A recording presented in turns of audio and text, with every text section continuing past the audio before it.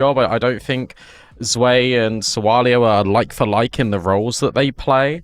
But I suppose if you've got this, maybe you're trying to transform Xanta or Risky Bob into being the new Zwei, because Zwei seemingly came out of nowhere for Nemiga. Sawalio does add that little bit of consistency, which is really good to see. It's just going to be really interesting to see how this marries up, matches up. But I'm right there with you, especially with the first map, like OG, this should be really comfortable territory for them. nicoodoz, if you want to drop a 30 bomb anytime soon, we know you're capable of it. Yeah, let's see. That's really interesting. I think on the CT side, you get the CT side, I think you feel that missing space that Zwei created. Nemiga going to be running heavy lean towards the A side. Xanta goes for a bit of an info play, and if they just walk on him, he might just get shot in the side of the head, and then the pistol round completely falls apart. Oh, timing! He does get shot in the side of the head. Had a chance for a kill, doesn't get it. I'm surprised he's still staying so close, and he will be finished off. Even a follow-up goosh onto Leah. They're keeping them at bay. That's the kit on Leah. Khan hits a nice shot. There's this lurk of Spook coming through from the back line, which is going to be an absolute problem if it's even needed. nicoodoz swings out, and nicoodoz is slowly tapping. Doesn't quite finish the job, but 99 in one will do the trick, you imagine. Swalio 1v2. There's just no world, surely. And I think he acknowledges that and thought about even just saving the smoking kit, but won't be allowed to do it. So OG, take the pistol. Yeah, something magical about nicoodoz on Ancient, and I'm right there with you. I'm really surprised that Xanta wanted to stay so close, but he wanted to keep the ground, I guess, for the CTs rotating over, taking the space in towards both short and long, and OG just swing on them. It gets a little bit touch and go until nicoodoz just cleans up all these players. So for OG, at least they're able to get a somewhat convincing pistol. It was really easy for them as well. Full eco for Nemiga as they all head in towards Donut. Yet again, OG, they've done this deep smoke to take control in towards Cave. They're going to walk into B. It's going to be completely open. Too easy.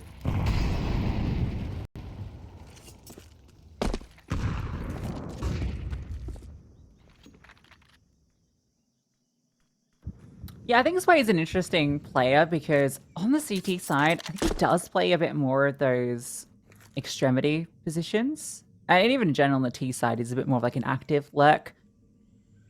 So I suppose Sawalio can fill those shoes, but it's just the fragging output that's so different.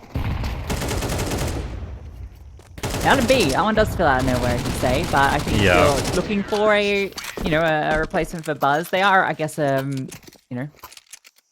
dissimilar in terms of output, and it's not a downgrade. It might be a side grade in the end, but it could be an upgrade, and I think OG, I guess, are just looking for the chance that it's the upgrade.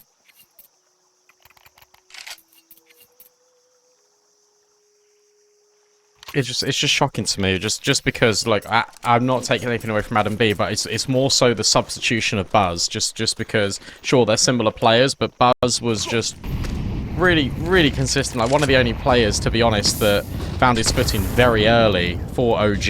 Nades are very good from Nemiga. Spook in a little bit of a dire strait, and in fact, Khan will remove him instantaneously. Adam B will at least trade, and he wants to find even further resistance through this smoke. It's Sawalio that steps in from Donut, and he's allowed the bomb to go by, but it's still good info. He needs to make sure he doesn't die, and he has. Yeah, it was a tricky fight for him. Risky Bob will slide in, and he has a nice chance there onto nicoodoz. Oh, even more from Risky Bob. 2 kills, puts it into the 2-on-2, but the CTs are very far away. Smoking towards CT, so if you're Crizin, you're sorely going to be planting for Adam B in this position. It's just going to kill time off the clock. Adam B should get cleared here, but this nice crossfire should confirm a trade. Oh, not even needed. He wins out the fight on the swing. Refires that position, and Xanta. This only works out if they're both back to turn, which for a moment they were. But I think chances. Okay. If he can find this kill instantly, there was a small chance Adam B will lock it in, and we speak about him, and he gets a 3K. So huge impact from Adam B early. Yeah, just to have a confirmation as well that Zwalo is playing Zway's positions like 1-for-1, so that it is just going to be the slot in and hope it works. But in that scenario, you see his inexperience, where I feel like in tier 2, tier 3, where currently Ruby was playing with him, he probably could have got away with grabbing that kill and backing out. You can't do that against OG. It's not going to work out so well for you. Flashbang's brilliant. In towards middle. Oh, and even better from Adam B. He's setting up his teammates, and now Spook's making the most of it. Hope he didn't throw that window smoke, though. The red smoke, because that did not do the trick. We'll tell him. We'll say he didn't. Yeah. Nice one, nicoodoz. Way to so muck it up toxic. and ruin everything.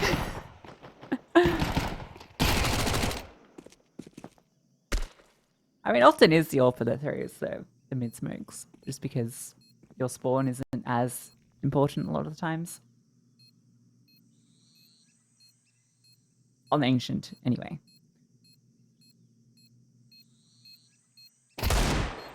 Nice shot. Jinx. Come on. Not playing that silly game. Santa's got any more tricks up his sleeve? No, he doesn't.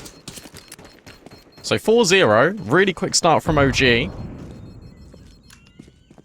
Feels like we've just entered the server and immediately they've got off to a red hot start. Good to see. I think they're now, in my view, the favourites to qualify through when I look at the field. So, yeah, I think this is even though they aren't like the highest rated team here, I think just Nemiga is actually the highest rated team, funnily enough, on the VRS. But it's that roster change that's come through that for all these teams, basically, that are here. Yeah. But I think that OGs has smallest impact on their game that I favour them to qualify, but Spook removed early. So Khan gets his ult active. Kill for Nemiga. Oh my god, what? What? Oh, that's classic Khan, isn't it? Is he dead? No, he's good. He's good. He's good. Hot toes. Hot toes. All right, nicoodoz and Adam B. 2v5. nicoodoz is waiting for this crossover, but Santa might just run at him and catches him off guard. I'm not sure, but it kind of looked like Kristen got legged as well at the same time. It might have just been I don't know. Someone else doing damage, but that was a very Khan maneuver. Khan is a better Alcaran. True. But he plays so ridiculously... That's probably just the end of the sentence. Yeah. He just plays so ridiculously. Like his playstyle is very volatile. I think is the better way of framing it. Yes. And I look at Alcaran and I look at Khan, and they're very similar because they both do outlandish things. If Khan gets off to a strong start, then he's going to maybe take over the game. If he isn't successful in his first couple of chances with the AWP, he's a notable absentee. So it's very hot and cold. So it's good for Nemiga that he gets the AWP out in the first instance. He does something a little bit crazy. It works out, he gets a multi.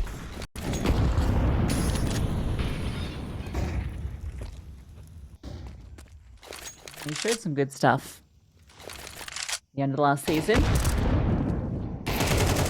Get over the top and a little bait in for nicoodoz. Can't quite get a follow through as he's swung on by two. Like, yeah, what on earth is that one? That was just in the open. That was so wide. It's not even like he peeked close to the wall.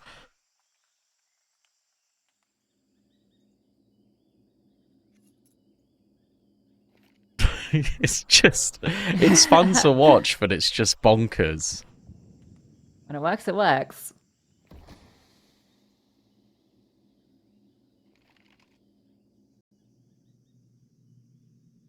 And Brokey's a player that I think has a very similar style as well at times.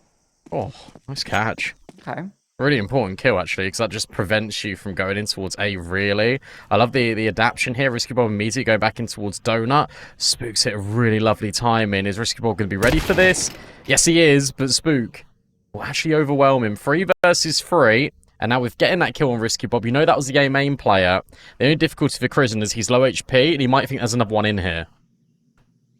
Yeah, he has to take his time on this. And he might even just get caught by Swalio, who's going to be holding for this cross. So I think Grizz in trouble. Timing does not favor him. So falls. Speak to you to pick this back up. And no smoke on CT means he's taking dry fights. And that doesn't work out for either. The Nemiga will post consecutive. Their CT side begins to build. For OG, bomb plant. And he's not great, so Nemiga be able to continue building rounds.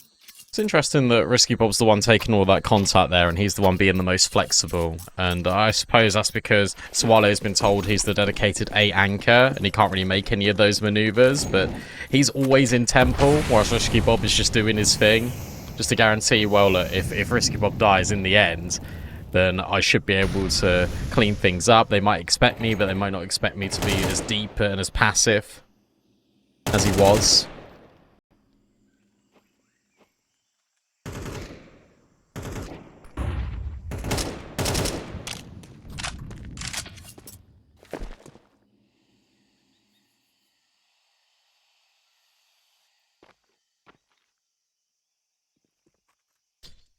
Cute craft, Santa. A little weeb. It is actually really cute. I like it. I like that M4.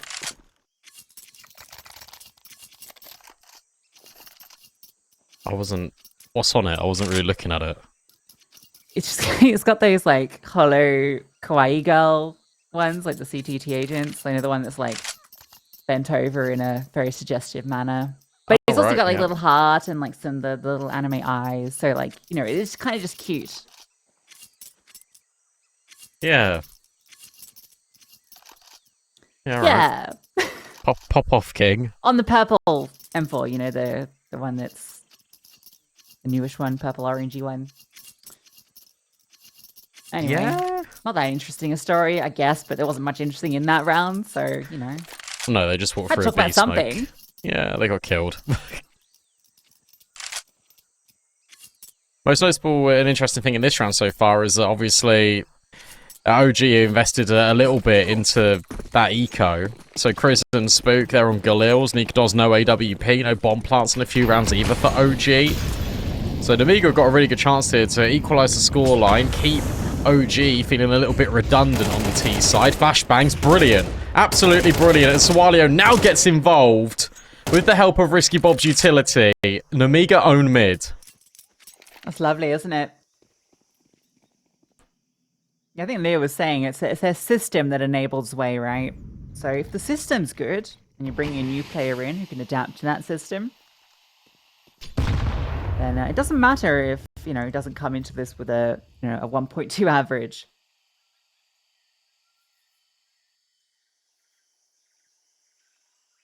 The system will work.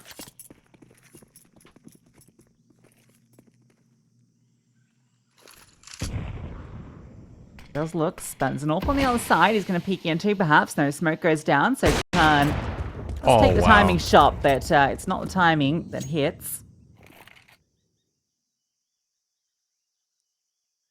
Hello, Fiku says. Oh, did Leah see him? The way he turned around made it really feel like he didn't.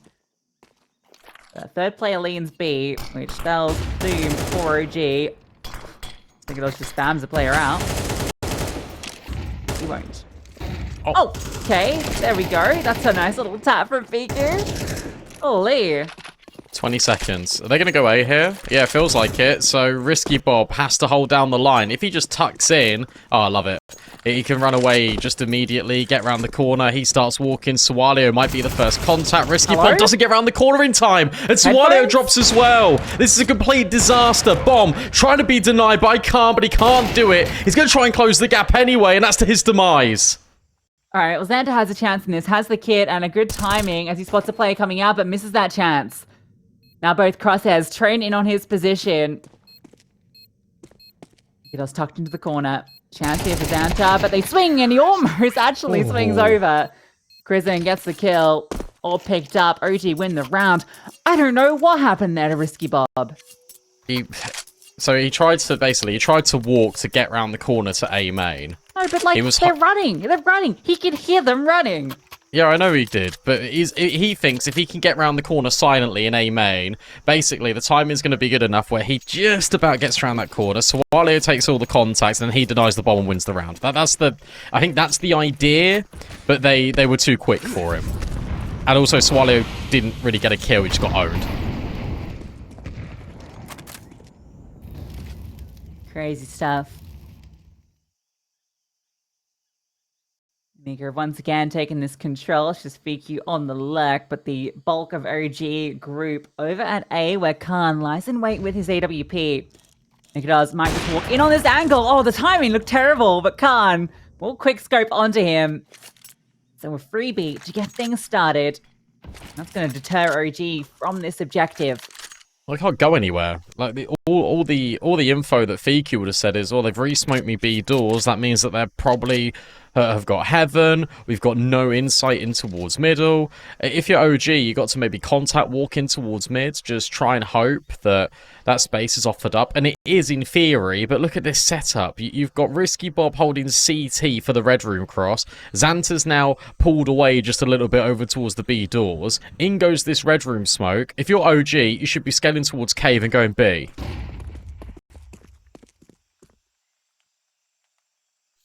Put the pressure on in middle to at least keep bodies over here at A, and it's worked. Smoke will land on donuts. So actually, Nemiga, sure, it's a wall time smoke, but it means you don't have that information. So chance here for OG. They have one Molotov that's in Krizen's hands. He throws that forward, and the single smoke thrown out. They now just have to contact up onto this bomb site. And the smoke is not very good. Doesn't matter. FQ spams out Leah. Xanta tucked in. Doesn't win his fight either. Risky Bob arrives. Gets the trade back. And Krizen, low, charging through. Risky Bob denies the bomb. And Krizen needs to go down. He will. Insanity from Risky Bob. That's what he wanted to do last round. That's what he wanted to do last round. Okay. He says, look, guys, you didn't give me the chance in the previous. This is what I would have done. You're so lucky that I didn't get in towards A main. Amazing work from him. I think it's the fact that when he gets that spam, because the smoke is just so terrible, in towards short, he kills the player that isn't Krizen, and then Krizen's just caught in transition. Risky Bob uses that timing. He just rushes it. He knows the time burden is going to be rough for OG. Really important that those site players stayed alive. That's reset the money. And it feels like we're going to get a tied up game.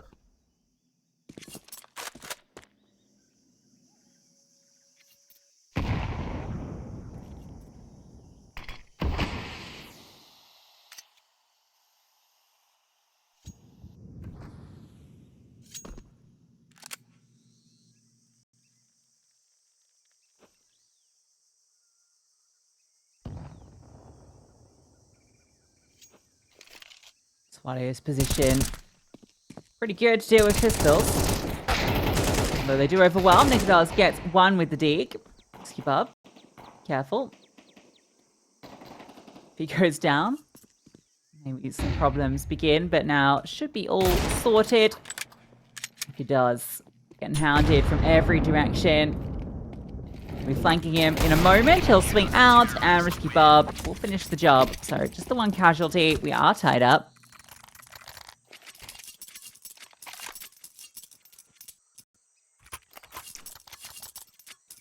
Still no warp for nicoodoz. He's had it once, right? And that was when he was peeking into A main, and Khan nearly sort of flubbed his lines, but they've been absolutely fine.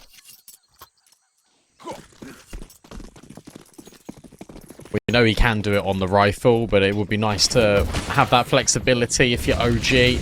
Big fight in towards middle. Khan goes for it. Oh, okay. I was going to say, we'll be deterred for a moment, but the flashbangs are so good out of spoke that both nicoodoz and FQ combine. That is mid cracked open, and look at the reaction. OG immediately pressing the issue at A. Yeah, good luck, Swallow. You're about to get pinned from every single side. Actually does well to adjust for that kill. He was done for, but sees the target selection and will isolate one fight. Not enough to really set anything up in this, and these guns actually do need to be held on to. There's no loss bonus. 1,800 in the bank for Xanta. And he might not even get away, actually. He could be in a bit of trouble. He's dead. Yeah, it feels that way. Yes. Oh, goodness. BQ. Always been a sharpshooter, he has. The head clicking. Khan goes for that same sort of peek that he did before, but the utility from OG is so much better that he's blinded, fires off the shot, which actually looked like it wasn't far off the mark. Jones just hounded. His teammate goes down, and from there it's simple enough for OG to crunch onto A. Yeah, I love that we're actually getting a little bit of variation, right? We had it a couple of rounds ago with OG where Swallow was able to get the jump on them. This time it is Khan that wants to lead, and therefore there's no flashbang to sort of upset OG. There isn't one that goes like behind the boxes. Khan instead asks for a smoke that extinguishes the molly so he can take this peek. It's the counter flashes from OG that really do everything there. Might be another pacey round. Yeah, smokes are immediate. Spook will be dealt with. Counter flashbang this time from Nemiga is a lot better, but Fiku's sharper. Swally will at least step in with a collateral, and it's a 2v3. Bomb not yet planted. In fact, it needs to be picked up off the floor, and he got this quick rotate out of Risky Bob. I think I'll try and isolate Swalio here. Fiku's looking for this kill, but worried about that rotate coming in from CD. Swalio ahead and just about wins that fight, so Krizin. A difficult 1v3. The first kill's the easy one, but he'll just be caught. Oh my goodness. Khan hits the leg. Krizin slides out. Now they know he's here, so I guess he has some time. There was a world that he could have crossed back over onto B ramp. That's part of the concern. Khan is very fast on moving into T. Okay, Krizin. Oh, the timing on that. It looked like he was done for. His knife was out. He's going to go big. He's going to go big. He's just throwing a random smoke. That's not done anything. It does make a sound cue, though. Or actually, he could wait here for like 15 seconds and then go A anyway. There's a lot that he could get up to here. It's like he's going to push in towards middle. He has no idea where Risky Bob is. Risky Bob now, with the time starting to become a little bit of a problem, he gambles. He has a little look over towards B. Krizin takes his time in. He will go through Donut. He's going to have the bomb site. Free bomb plant and the AWP in the post plant. No smoke either for Risky Bob, so you can't just smoke and defuse it. Krizin has a good chance here to convert this third kill in the 1v3. All back to Donut. Has a good line for this walk out. Oh, he walked straight into him. Brilliant from Krizin. 3 in the 1v3, and OG walk away with a 2-round lead.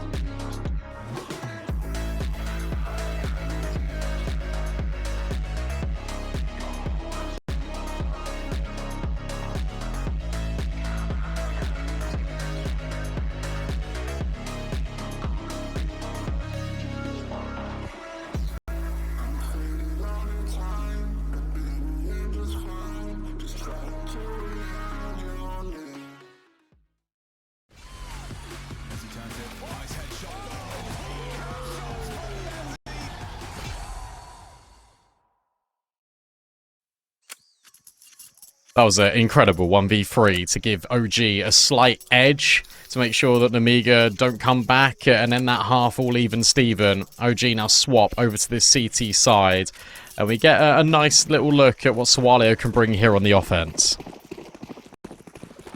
Yeah, he had a great half, to be honest. Some huge impact. That last round got a 3k, but the team wasn't able to convert off it. Might get a bit of a brawl here at B. Oh, the Zeus, Crizin. Oh, you naughty boy. And then the Doolies come out and don't quite get it done. But a lot of damage done onto Xanta. nicoodoz still here with the USP, peeked on. Just holding his ground, looking for that fight. Bomb is being planted, so Nemiga get that down. Speaker will be coming up on the ledge with his dual Berettas, fires them off, lets them know on his approach. Xanta's low and doesn't matter, still hits his headshot. That's a critical kill to find. That really makes this retake difficult. But with Adam B finding that kill, suddenly it gets a lot easier. nicoodoz has chimed in. Leah has to swing out, and between the two, he can't find them both. nicoodoz just runs him down. He ran out of ammo, Lucy.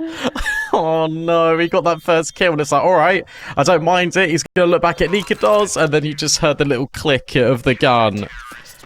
That's really unlucky. And you're right, especially after Xanta just hits a banger. After that double cave setup, feels like it's really good to find all three. I think Nemiga make that such a contestable round in the first instance, especially after losing two players so early. 8-5, both pistols fall in favour to OG. This will be a force back in for Nemiga, of course. Bomb down, one survivor for the CT side. Bring out all the Galils. Have a better buy than your opposition. Make it make sense.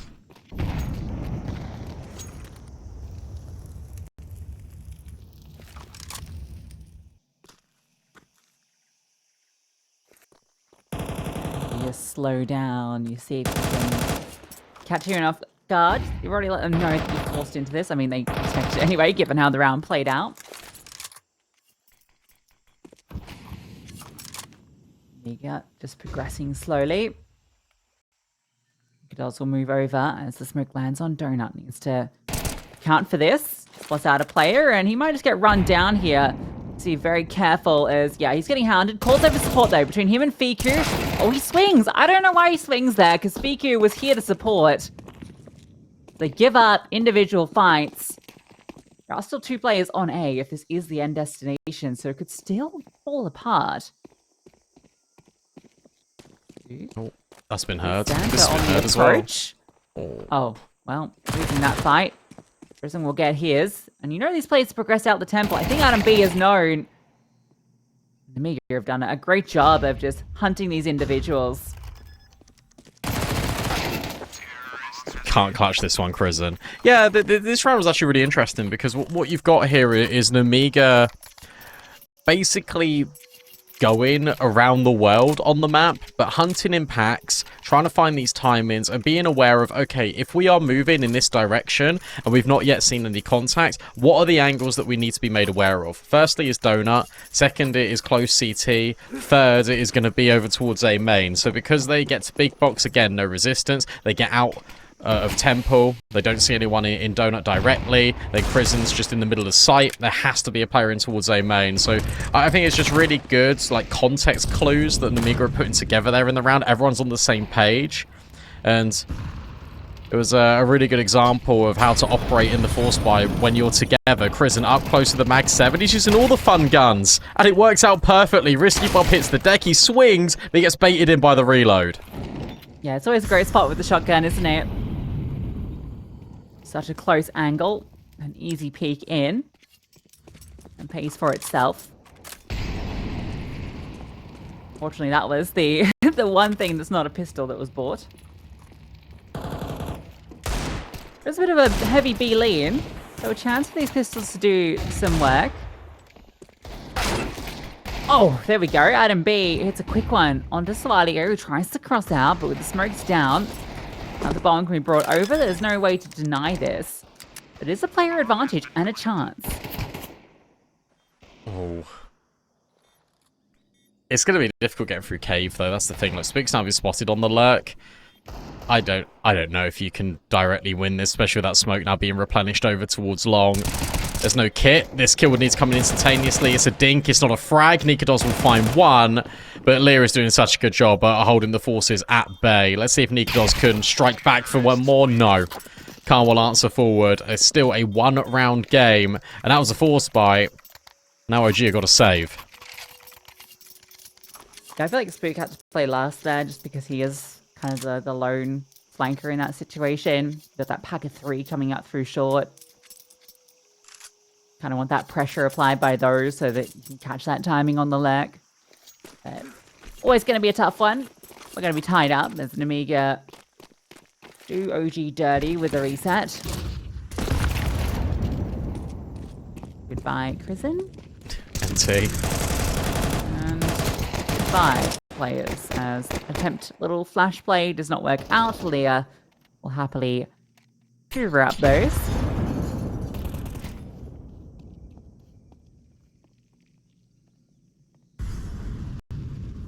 Yeah, I do get worried a little for OG with Nemiga's T side. If Swallow is going to be providing the fragging output, I mean, look across the board. There are 4 players on 13 kills, which is the highest amount of kills in the server.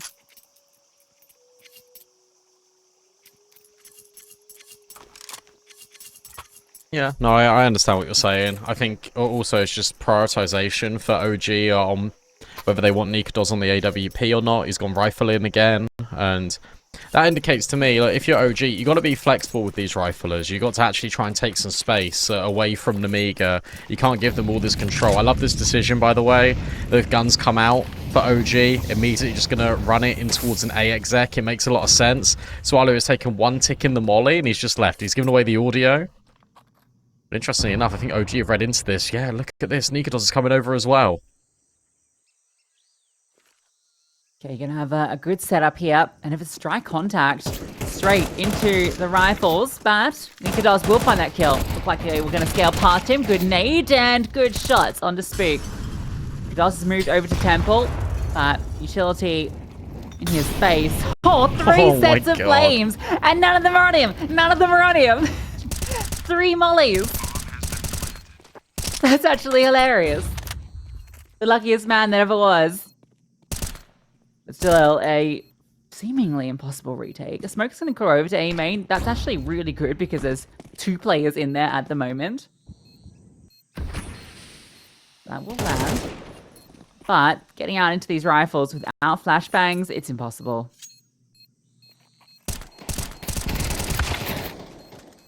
It's a really cool decision, actually, from Nemiga in terms of how they operate in that round, because I thought it was just going to be a straight exec. I thought they were just going to smoke off CT, smoke off donut, charge in, have really good spacing. Instead, they have really good spacing, but they did it on pure contact. And even though nicoodoz was prepared because he didn't find a kill instantaneously, you got Adam B that just gets overwhelmed, just gets naded out the server. The donut player just gets removed because he's only on a FAMAS, and then he's just fighting in the open because he's so exposed. He's hoping that there's a smoke that actually will land in from Nemiga. That doesn't happen. A really fun way to approach that round, because it looks a little bit counterintuitive, but it's a really clever way to catch OG off guard, even in theory, as they were prepared with 3. That nade does a lot.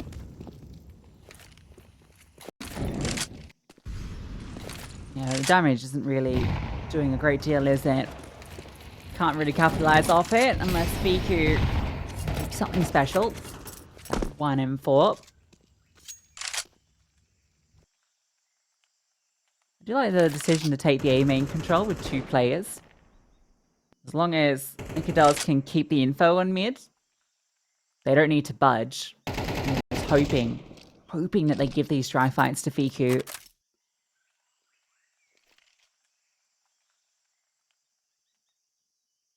They're contemplating. I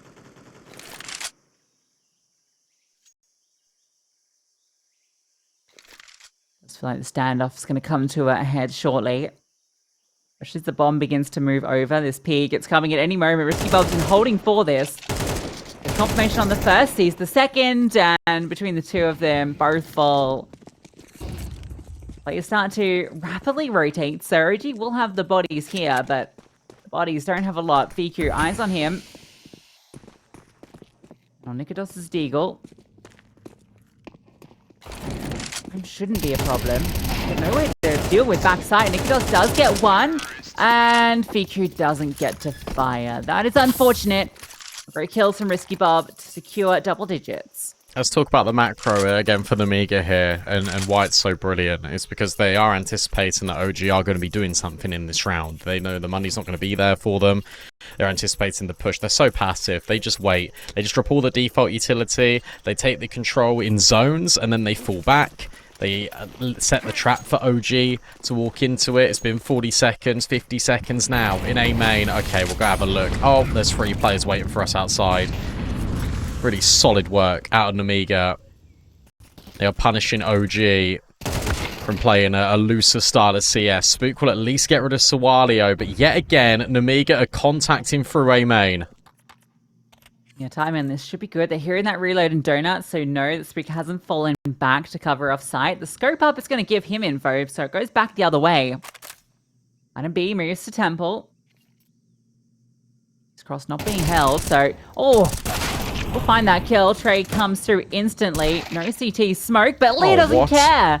The Galil, 2 headshots come off it. Will be burnt out by himself. Nice 1G, bro. And that's now put it into 2-on-3. Mistiming for Khan and jumps straight into Spook. That's crazy. They're going to lose because Liz mollied himself.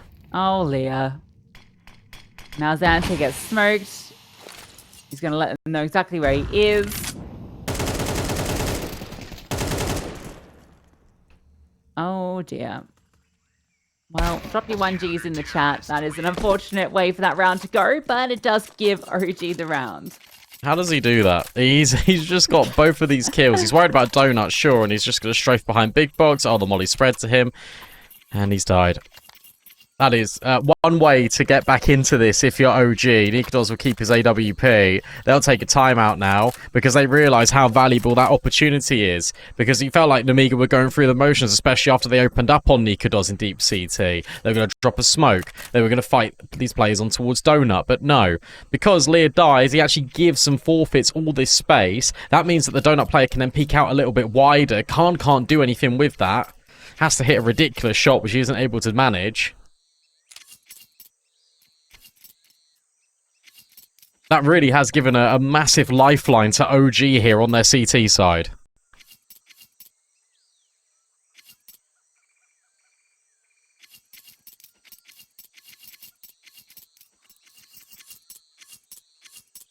Yeah, I felt like Nemiga were running away with this T-half. Just that pistol going OG's way and then one-way traffic. 5 in a row.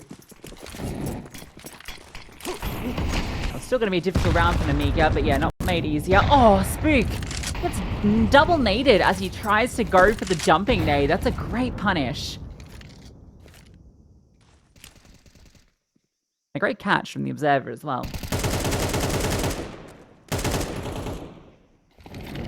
That's just this war of spams. All in the meanwhile, you've got Lear that is trying to put the pressure on B. nicoodoz misses his chance. Fiku is gasping for life at the top of the ramp. Spam then comes through from Lear. It doesn't happen. I like this from nicoodoz, getting a little bit aggressive. But yeah, again, Xanta's holding for this. Nemiga don't even care. They don't want to go in towards B. They want to go in towards A. That smoke time is brilliant because keep your eye on Khan. Khan has just walked out. Oh, but he's been spotted. Spotted, and Adam B at bay, but he needs to be careful. He walked on and just about converts the kill. Cost him a lot.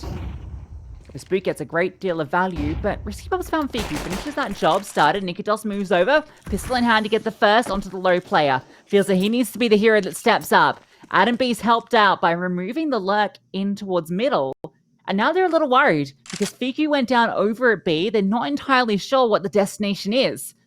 And they still have Adam B playing in the donut. nicoodoz spotting a player heaven. This is actually going to continue to flag that A might not be the play. Or will it? nicoodoz comes back over. And that's a crazy shot onto Swalio. Leah left all alone in the 1v3. Smoke will land.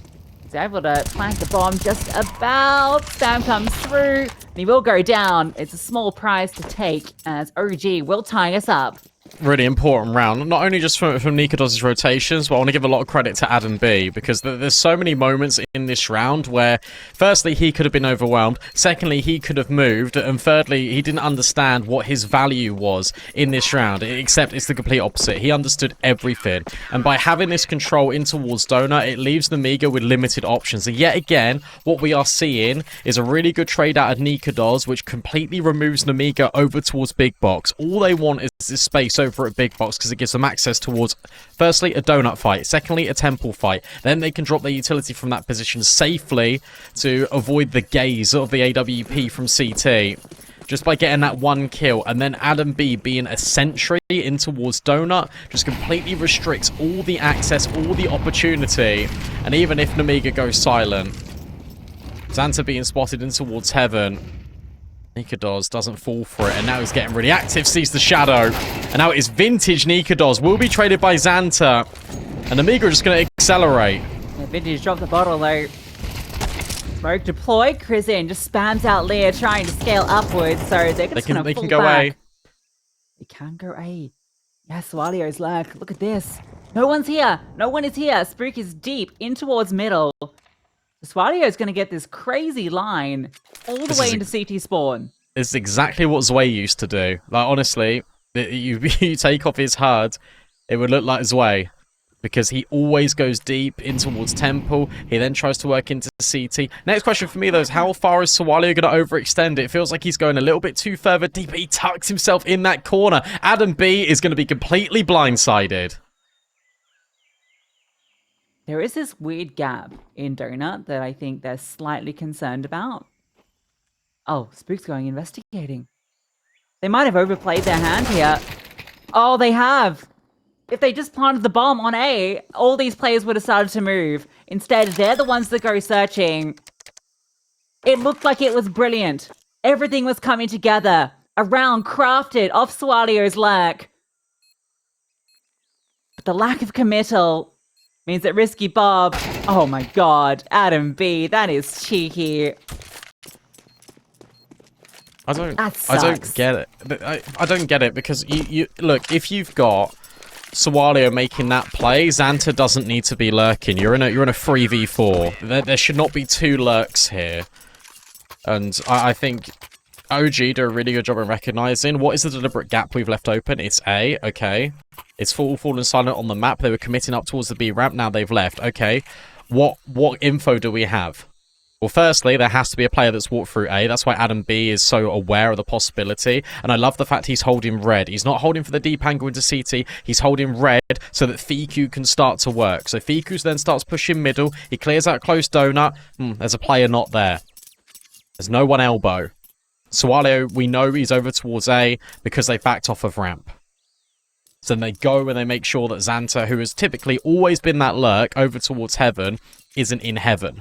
And then you could maybe just start manipulating these rotates. But you're right. Nemiga should have just planted the bomb. Nemiga should have planted the bomb. There shouldn't have been a second lurk there. But OG, based on what they've learned over the half so far and the typical tendencies of Nemiga on this T side of Ancient, I think they do such an incredible job at recognizing what's at risk and what needs to be covered.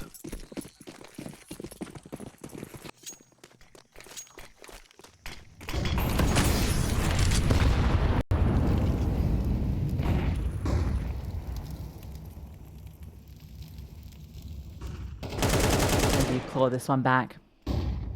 Into the lead now. Nemiga let slip rounds.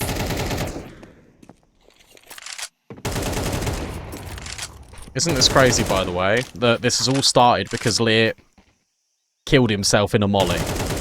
And suddenly OG were allowed a way back into that round. OG have got a lot of money. Nemiga do not. If Nemiga lose this round, they're out of this map. Feels that way, doesn't it? nicoodoz up close. Needs help. Oh, the help is not quite what he wanted. And Leah removes both. Krizin bluffs his lines. After nicoodoz, to be fair. DQ's desperately trying to fight something back here. Has the support that's come over. Nemiga with 2 kills. Take their time to commit. If the utility go down, Risky Bob gets across. Flames prevent the plant. So OG doing a good job of making this excruciating. But I don't think there's any more problems. Downter's eliminated them. And the brawl continues. 11-11 to be secured. Swalio slowly walks through on his lurk.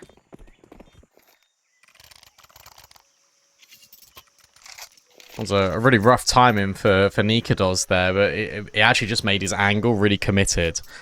And he needed to have that support, and it feels like OG were not prepared for how quick Nemiga had gone through, because as nicoodoz moves over to the left, and Nemiga also move over to their right-hand side, so he scopes in, doesn't see them, and then your rifler gets caught off guard, and from there, just the dominoes just start to collapse. Final timeout now being used for OG. They don't want to make waste of what's been offered up to them, and especially after all the hard work in that first half. They were leading this game, it was really comfortable. Crizzen had this 1v3 that has pushed them forward to actually have that 7-5, because if OG didn't have that round, Nemiga would be 12-10 up with now 2 more chances to close this map. Gotta make the most of your opportunities. This fighting towards middle was felt pretty decent for OG. We've not really seen them push into A main, pushing towards B on extremities. That was all Nemiga in that first half, and that was none of OG.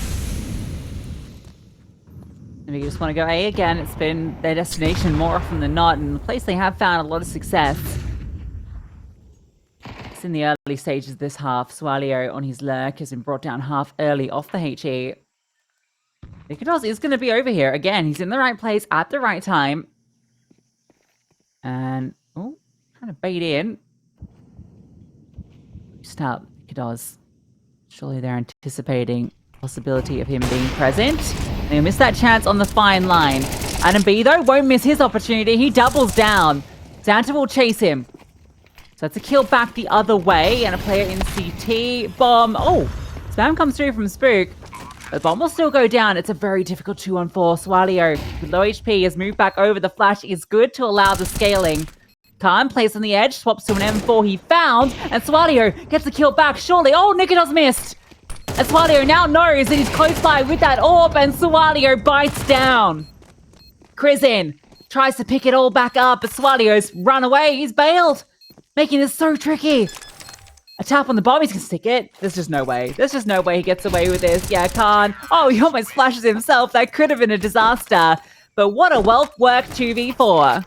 Yeah, I mean, look, this is amazing, right? Because what I love about this is look at where it is all... Look at where the focal point is. That there's some really crucial moments in this round. But more importantly, the most focal point about all of this is Big Box. And that's what Nemiga's been searching for this entire time. That is where rounds have lived and died on this A-bomb site. Swalio makes his way through Donut over towards Big Box. I love that Khan picks up an M4 and he's covering for Swalio. Really good communication from both of them, and the AWP sounds out. It misses for nicoodoz, and Swalio is so confident on low HP just to wide swing and remove that sniper. Crizzen takes a risk because he needs to, because there's a couple of rifles here accompanied by pistols, and Nemiga yet again go A. Oh, look at the flag. Oh, Xanta. That's disgusting huge. timing. That might even just win the entire map. Because it's going to keep players over here? Maybe not. Maybe not. We'll see. Might bring Nemiga back. It might do. As Xanta sees nobody else. You'll hear Fiku. Yeah, but he doesn't see anything. So now you know. Oh, Fiku has looked. You've seen 2 players now because of that boost that's come through. B feels very enticing as Risky Bob tries to sell it. Thing is, though, you see that molly up close dropped on Risky Bob's feet, so to speak, and you would anticipate that he's just lurking. Yeah, so OG are going to start to potentially rotate.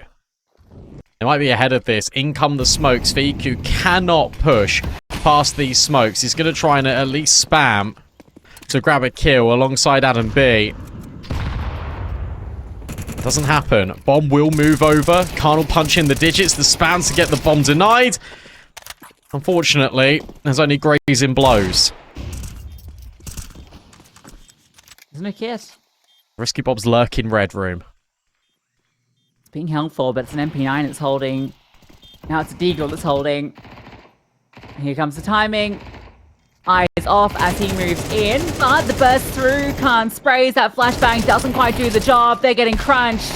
They're getting mauled. The Deagle can't get it done, but Nemiga can. A 13-11 victory on Ancient.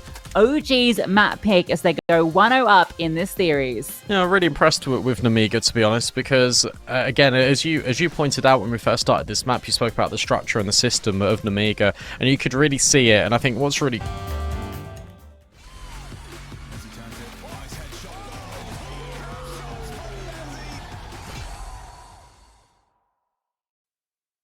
A lot of mistakes for both teams, but Nemiga will come out on top on OG's map pick. They now head to Dust2, and given how solid everyone was for Nemiga as a baseline, I feel like they're actually in pretty good sense to take this series 2-0. Yeah, I think with how the individuals performing, it was very even across the board for the squad. Didn't feel like there was much of a difference between the bottom and top. Onto the T side. We're feeling right at home here on Dust2. That little smoke is shielding a couple of players right now, but for how long and will that work out?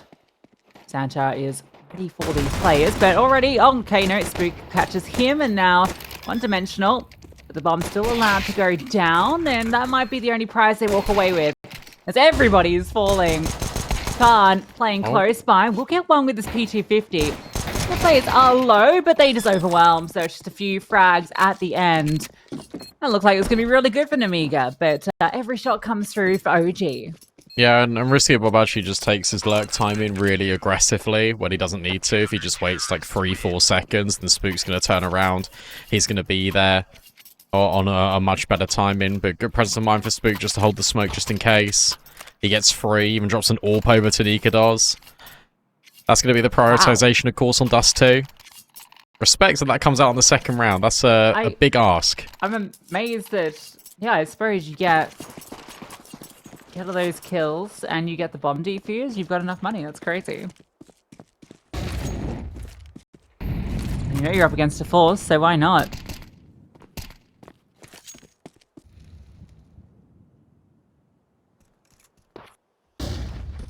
Energy very proactive around the Xbox, and a tag on the Spook, so the scout will connect.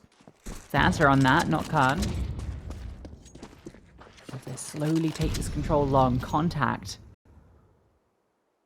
nicoodoz isn't here, he's floating around middle now.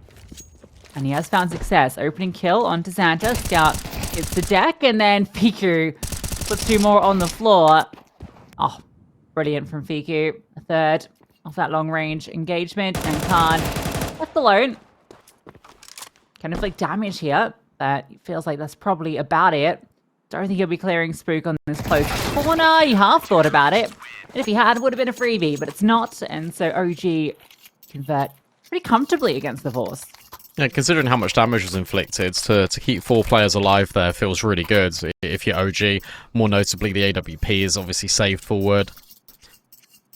No bomb plant in this one. Double stage loss has to be the eco now for Nemiga. They really want to get this bomb down. They want to get Khan on the AWP as soon as possible. We're trying to maybe go over the results that happened so far. Yeah, go on. Fnatic beat out Sashi on map 1. Sashi's map pick. They got owned. 13-5. Yeah. And Crims 24-8, 1.96 rating.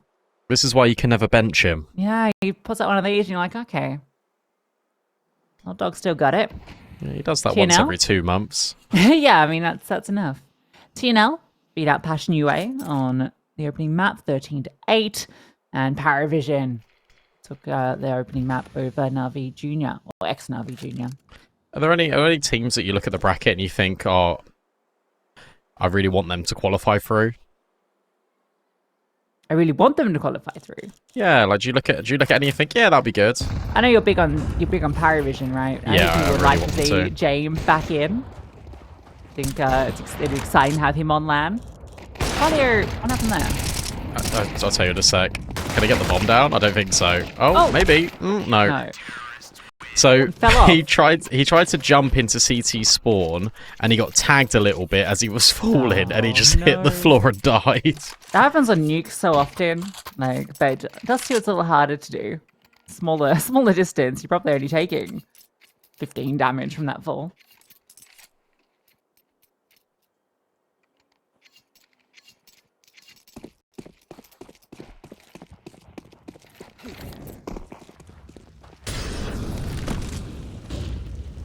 Nope. It's actually risky. Bobby's got the spawns to have a little look in towards long with the AWP. Good flash from Fiku. That confirms that the AWP is in play in this round.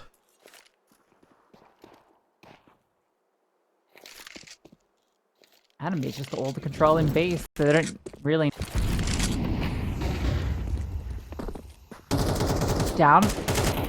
With an Nemiga, it's only really one way they can go, and OG fully aware of this.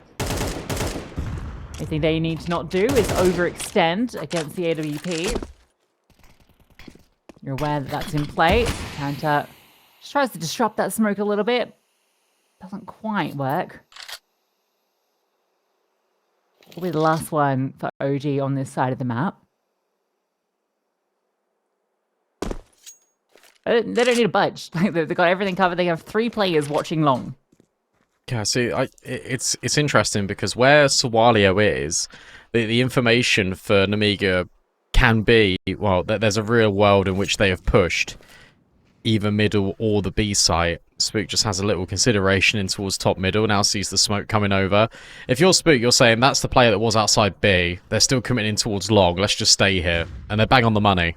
There's just no way this works. OG know exactly what's going on. Oh, Fiku almost gets caught out on the jump up. Smoke will go down, but where's the cross smoke? They're just taking it dry and... He headbutted it. Oh, that's the cross smoke. It bounced up. So the headbutt was absolutely worth it. Fiku doing a header and securing the 4th. Yeah, it's really clever. He waits for it, he jumps, he connects with it, and then suddenly that gives all the real estate for players in CT, players in short. AWP, just to be on the line. Fiku 8-1. Tech pause, presumably, for Nemiga. There's a couple of the players haven't bought yet. But yeah, brilliant from Fiku.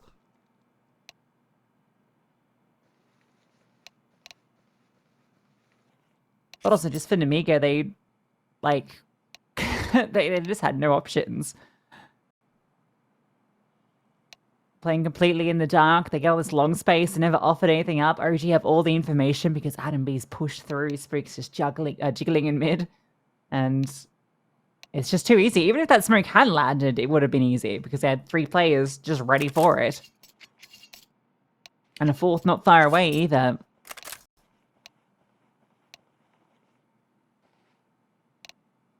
It would have been difficult, yeah, regardless of the outcome. But they needed that smoke so they could just pepper flashes over the top and maybe isolate some fights. nicoodoz got the spawn to go long. I'm not worried yet for Nemiga, because remember it was, what, 5-0, 5-1 in favour of OG on Ancient. They ended up dropping that map. So there's still plenty of time here for Nemiga to earn their right of passage back here on their pick.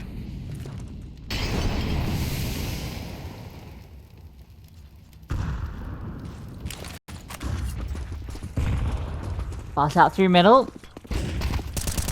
Attempted split perhaps, but 1 player lost and the bomb also lost. So once they quickly get some kills, which they've found 2.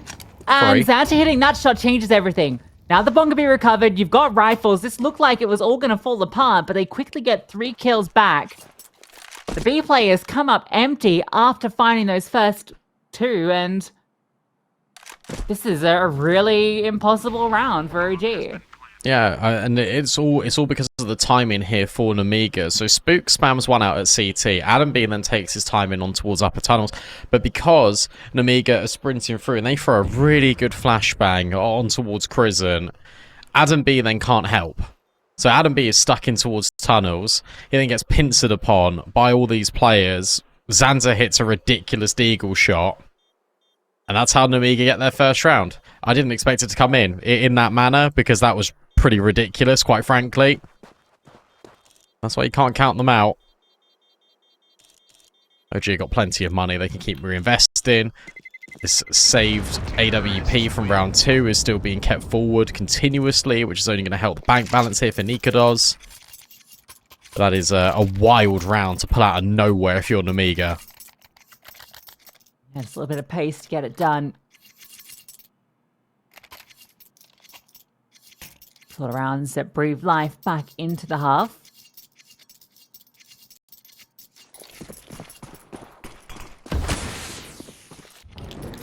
Couple of, well, three free rifles also.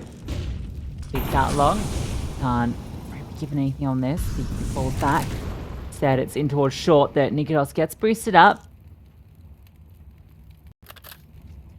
Smoke is currently protecting him from lowers, which is why he's on this angle. Clear on it, just to see if he sees anything. He does not. You know what that nade insinuates. So 4 players towards his A site. Flash forward.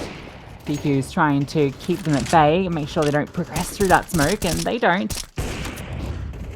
Oh, That and nice. that break on the edge gives Khan the opening. Yeah, really good info. Just spamming over the top of it. If you spam at the top of the smoke, it's more likely that you're going to get more info.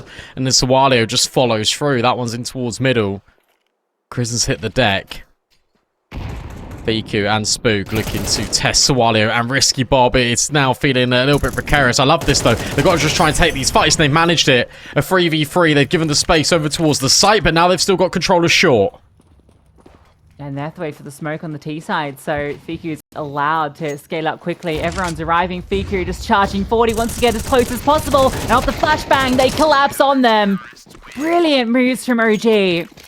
They lose 2 players initially. They see the chance to crunch onto middle while there's all this action out towards long.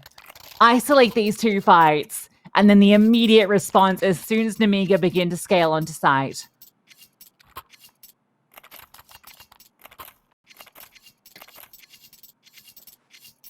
It's worth noting as well that Nemiga did block that smoke that landed in the middle of long. And the reason why they're blocking it is for exactly that, so they can shoot over the top of it and see players to give the AWP sight line. It's really discreet. Unfortunately for them, it's irrelevant now. That was the chance. Such a good mid-round decision by OG. Adam B now just staring at this B-bomb site. Patiently waiting for Nemiga, but yet again, they're not going to greet him. It's going to be this fast control in towards short. Spook is feeling the pressure. He drops the smoke of his own. But it isn't amazing. Feels like we're going mid to B. But it also kind of feels like a fake, so I'm not really too sure what they want to do. Yeah, they're throwing both that kind of mid-lurk smoke and the cross smoke. So really veiling their intent. B would be a great destination. The AWP is out long. 2 players are very far as well, rooted in Goose and Ramp. So if they trade evenly into this bomb site, they'll be feeling very confident. Smoke lands at a great time in B tunnels. It's very deep though, but they have no way to break it.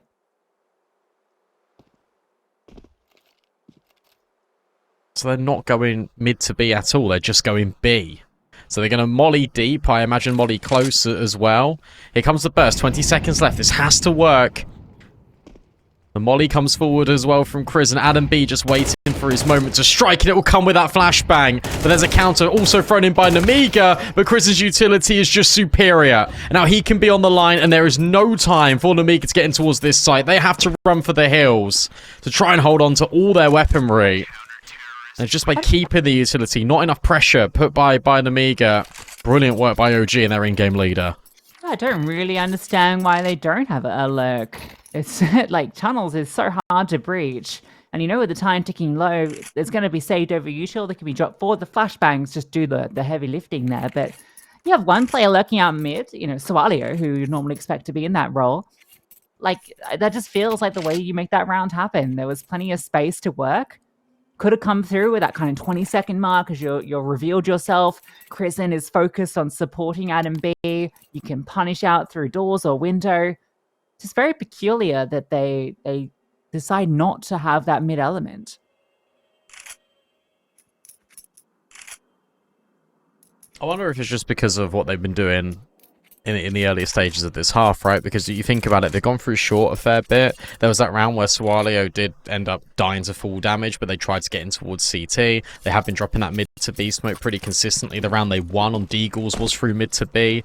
So I wonder if it's an element of they're hoping that players are over-rotating and waiting in CT, and maybe Crizzen is playing outside of the B site, and Adam B is going to be isolated. Instead, Crizzen was jump spotting the entire time. He is holding all his utility. It's a gamble that Nemiga make, and it's one that doesn't pay off. OG rising to the ascendancy once more, and this buy for Nemiga, based on the fact that 3 players saved, it's on its last legs. If OG win this, they basically won Dust2.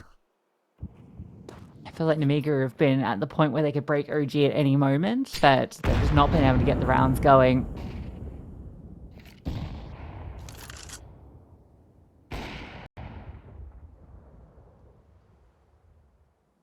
Yeah, the mid-rounds have felt a little lackluster when you compare it to Ancient, which had a lot going on. Gonna try and fight out towards long. BQ gets spotted, but does good damage, just disengages. Spook moves over. I want to peek into them. BQ will, and he'll go 1 for 1. This play's coming up short. That's going to be the crucial part of this. nicoodoz at door. Oh, sorry, Hakar fighting out towards long doors. Gets that 1 kill. That's so important as well, because that's the bomb, right? Yeah, can't go. Needs these players up short to find success, and there's going to be a lot of players keeping their eyes on this, and it's just not working out, is it? There gets his on the lurk, and he can maybe run to B. Oh, not if you go dry, though. Nope, that's that. Yeah, it feels very uninspired, doesn't it? I guess the thing is on D2 as well, though, like you can't have those plays like you can on Ancient. You can't deliberately have your lurkers doing things decisively. But you're right. Look, there's no intent at the start of rounds for Nemiga. It feels like they're fanning out over the map, hoping for either OG to walk into them or them being able to get the map control as a priority, basically for free. They invest a lot of util, especially in towards short, to keep that area of the map so consistently. And because Adam B early has already pushed in towards B tunnels, we've seen this flanking from long as well from OG. It's making your extremity players very static, and it's doing a lot more harm than good for Nemiga. The only round they've won has come from Deagles and just pure brute force.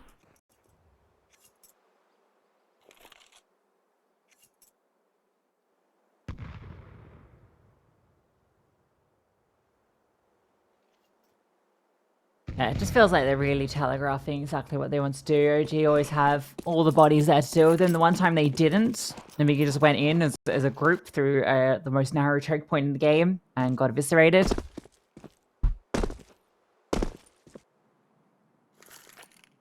Try their hand at it again, perhaps, and this time it'll be even harder because nicoodoz is in middle. Maybe if they can catch him off, that's a way into this round.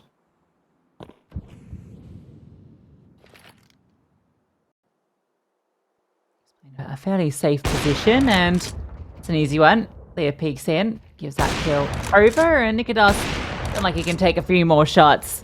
They really wanted to punish him, but harder to do than you would imagine. Peeks back in. Drops his util, filtering them to his teammates. He has the support of Crizzen behind him. Easy shots for Spook. Khan will find one. Bob will also follow through. 15 seconds. Fiku close by, and Risky Bob. Not good timing for him in that one. 8-1 OG, and just not having any issues dealing with Nemiga. It's 8-1 with Adam B on 4 kills, Crizzen on 0. Fiku's 13 and 2, Spook's 13 and 4. Just no one is finding any success here for Nemiga whatsoever. And I think this is the second time Khan has had his AWP, like second time he's actually purchased it. He saved it that one round, but previously, Risky Bob had the spawn and he went for the long peak. It's not even like we're getting Khan going aggressive. This time we've got Nemiga going aggressive, and Spook spam is good enough. At least there is a trade back, but nicoodoz has followed through, but so too is Risky Bob. But look at the pace. Look at OG behind them in towards long already. Nemiga are going to have no idea this has happened. Wait for that second smoke to land. nicoodoz flanking. We'll be able to break through. Adam B can't disrupt this, but now nicoodoz hops to the AK and does convert that kill. Looks a little messy with Crizzen by his side. On them down. Leah's looking for maybe another way out. If he can find Adam B. B is open, but the smoke fades as he drops to CT. So even when Nemiga get the openings, when they have the space to accelerate, they are slowed down, hampered, flanked upon. They can just not do anything against this OG right now. I can't believe nicoodoz has pushed top mid with an AWP. And yeah, Crizzen's there as well, but he's just there. They just completely go for it. They're feeling that confident at 8-1. They get the kill on Khan and they just go. And that's the first time we've seen Nemiga actually do something direct, and it is countered immediately by a push on the other side of the map. nicoodoz has now spotted Xanta drop as well. He'll just hold lowers. There is a chance that nicoodoz will be overwhelmed here. Gets his kill. Not taking any further chances. 12 for 2 is nicoodoz. I think this is the same AWP. It's just going to keep firing off. Oh. It's alright. Might be dealt with now. Yeah, Leah peeks in on him. Still a 2-on-4. Xanta up close. Swings out for that timing. Crizzen's close. Speak on the other side. A lot of players looking to converge on Xanta's position. Makes the right call to disengage. But that doesn't help him. Leah. Oh. Just nothing. Nothing going right, is it? Nothing at all. So easy. It's just so simple, and I feel like it's because OG are just being so dynamic here. nicoodoz just taking liberties, VQ wins out his fight, and then immediately you just start pushing it in towards long, but you do it on such an elongated timing that it means that the players can just walk back in from mid after nicoodoz falls. It's brilliant. And the bomb, this time for Nemiga, that's the curse yet again, because it just drops at outside long doors. So even if you grab the space in towards middle, the end scale in towards short, you can take the bomb site. Cool, but what does it matter when you haven't got the C4? Just a very brutal set of circumstances. OG, they always struggle on the first maps within series, and then they bounce back. But this is a ridiculous statement piece to go on to Dust2, a map that they haven't played that much. And they're coming out here and it's 10-1. It feels like a map that nicoodoz can have a lot more impact as well, where Fiku's aim can be put on display. Chris and Adam B just along for the ride. Oh, nicoodoz even in the right place for the attempted B play.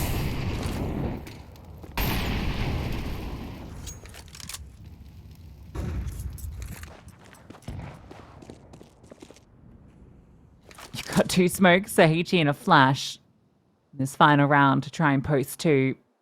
nicoodoz just taking peeks everywhere. He's really hunting for his chance.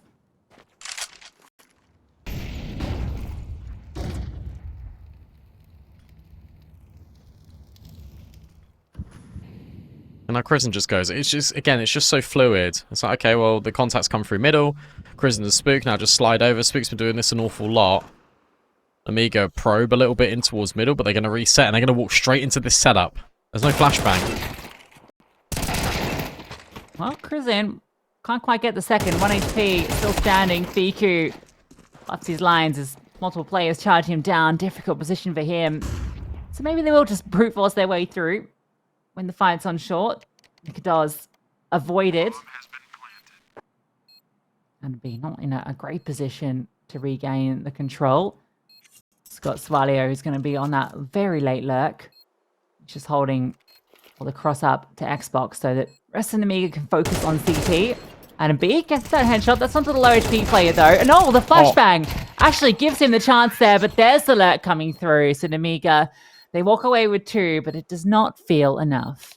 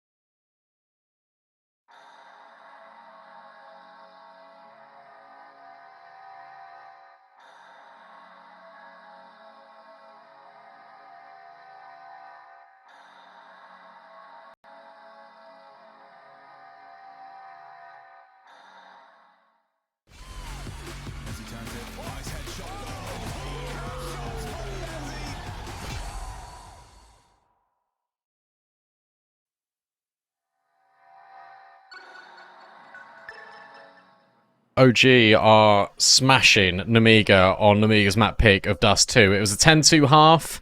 We're waiting for one player to join back from Nemiga, and then we can get things underway once more. Wow, what a first half that was, because it just felt like no matter what Nemiga did, even though it was very limited, OG were always one step ahead. They were just continuously moving throughout the map as a unit. Spook, Fiku, and nicoodoz, all of the adjectives, all of the praise just being put on them because they were unplayable. Yeah, it didn't really feel like OG had to do anything special. They were just reading the game well, seeing that Nemiga were fairly one-dimensional and just being in the right place, right time, as you say. So pretty straightforward for them. Double digits, feeling good.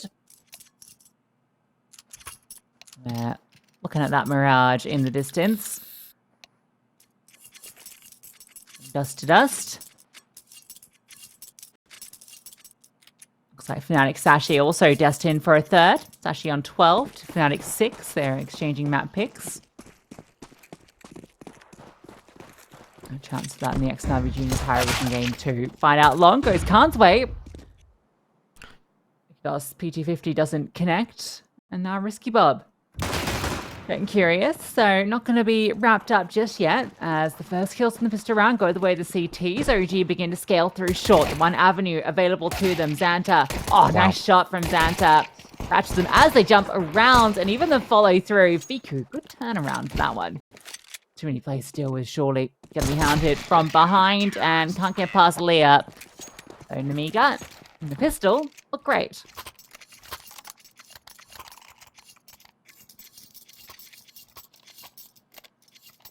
Yeah, it was really clean. I love the way that they just go through tunnels like that. They just take the fights immediately.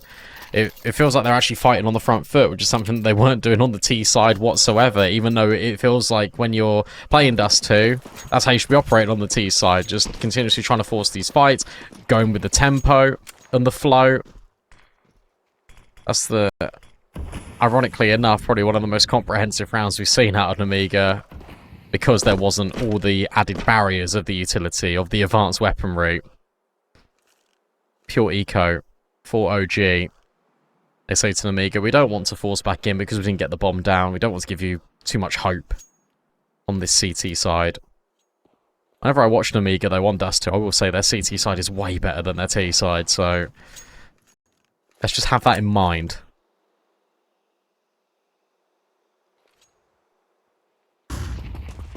Justin can do some nasty things.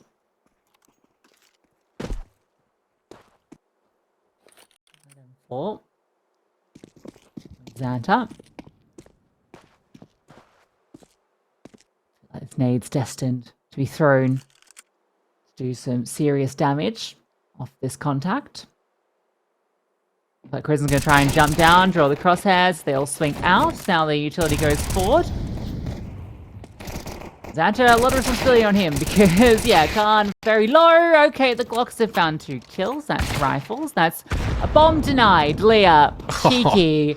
That is from a great position to OG to, unfortunately, not a lot to be done. Quick movements to deny the bomb. Deny the extra money. Deny the chance of further damage. nicoodoz does need to go down. No way. Oh my god, he almost blocks him. It's all good. And now all the SMGs just become better weapons. So to be honest with you, probably an okay scenario, all things considered, for Nemiga. But that will give OG confidence, the fact that you're able to Glock your way in towards the A bomb site. Don't get the bomb down, sure, but you still ask the questions of Nemiga. Every round's going to be difficult. Every round's going to be a challenge for this CT side. Let's see what OG elects to end up doing. An immediate fight out towards long, potentially. And for Lear and Risky Bob, they're already taking all of tunnels. nicoodoz might get caught here. Yeah, Lear just peeks out. Good timing. Despite being owned in that first half, Nemiga is still feeling relatively confident in taking these moves. Still trusting in their game. Xanta. Good chance there onto Spook, who tries to walk through the edge of the smoke. And OG now the ones that are looking a little two-dimensional. Stuck in long. Yeah, so it's all because Lear and Risky Bob just immediately push the issue in towards tunnels. That they get all the space, they deem it clear. nicoodoz gets caught off guard, and from that point onwards you're trapped, and OG know it. So they feel like they need to keep fighting forward, but it's a double replenishment of this smoke on the corner. Xanta's FAMAS hits diff, and Adam B is the last player standing for this OG squad, and he doesn't even get the kill. It's Xanta once more. It's 5 staying alive. We might be having a conversation here in a few minutes. Xanta sad he couldn't get that AK at the very end. Runs past the M4, these teammate grabs. Okay, with that, the way that FAMAS looked. Too upsetting. This is sort of buy that got Nemiga one of their 2 rounds. We'll see if OG can replicate that success. Fast B looking to potentially be the play. I'm going to move down in towards lowers. Can't. Timing to fall back. Decent nade.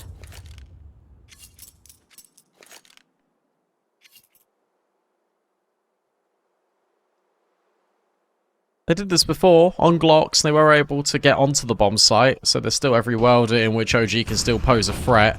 Krisen just wants to go immediately faster in towards this mid to B. 3 players here for Nemiga. Lear tucked in the corner. It's not going to be the commitment yet for OG. They're going to back out. Yeah, just trying to make Nemiga feel a little uncomfortable.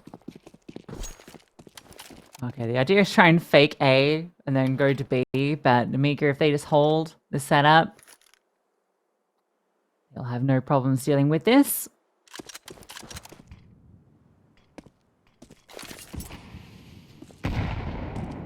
Great nade. Drop down.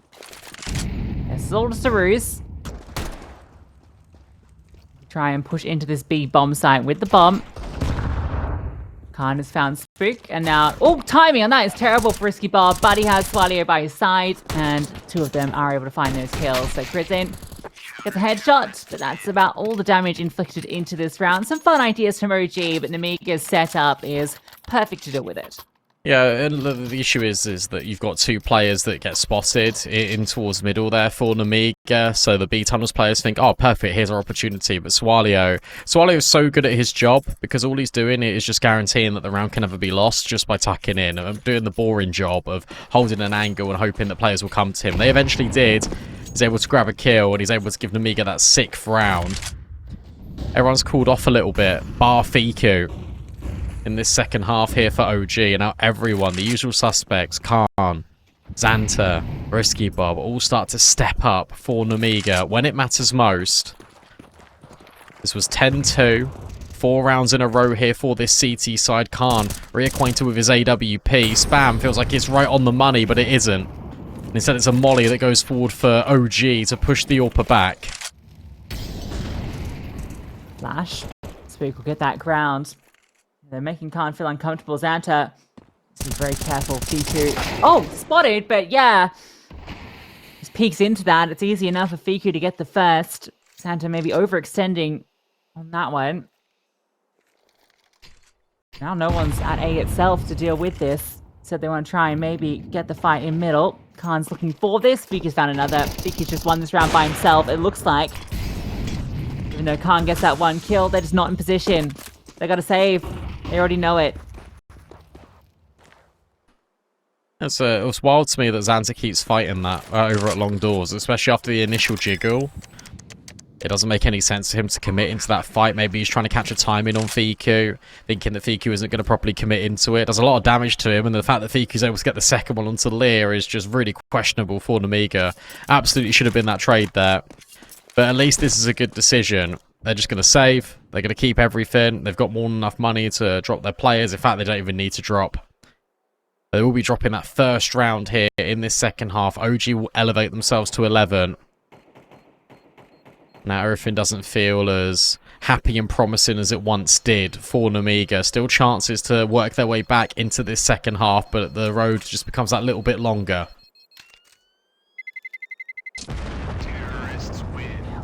As you just got one more round in that first half. That 10-1 scoreline at least looks a little bit more forgiving at 11-6.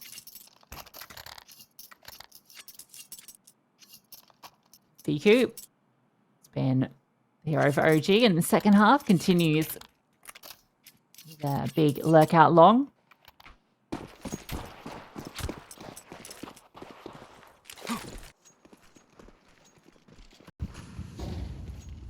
OG, interesting setup. Looks like they do want to maybe go for a late long take here. That'd be a good call. Xanta's the only one here. And he's actually playing anti-flash by himself. Oh, he's going to get caught. You feel. Yeah, what's his timing look like for him? He has to move over to the pit. Where's the support?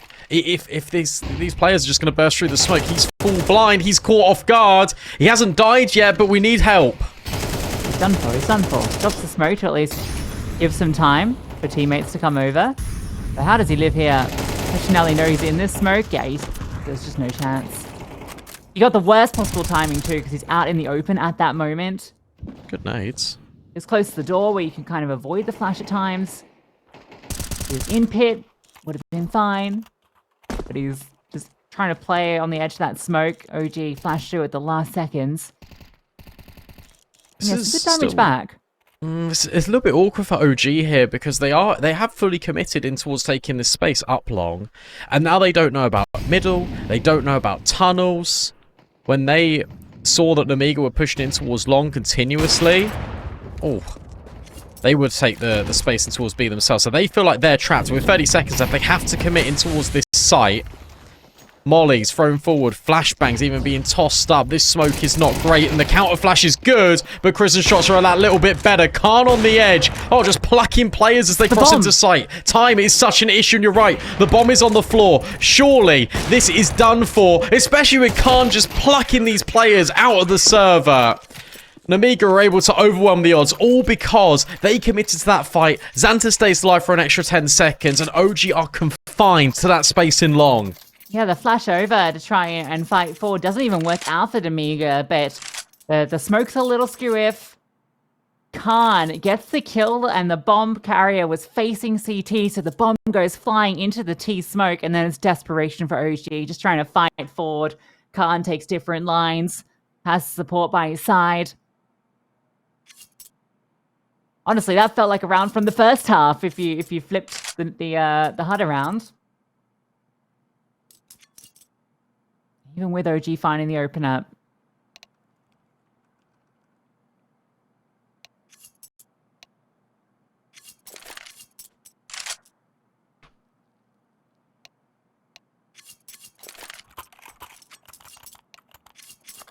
I'm actually just so impressed at the fact that Xanta's able to stay alive for that long. And I think OG really get in their heads with the fact that they're expecting Nemiga to have pushed into B, into middle. None of that happens.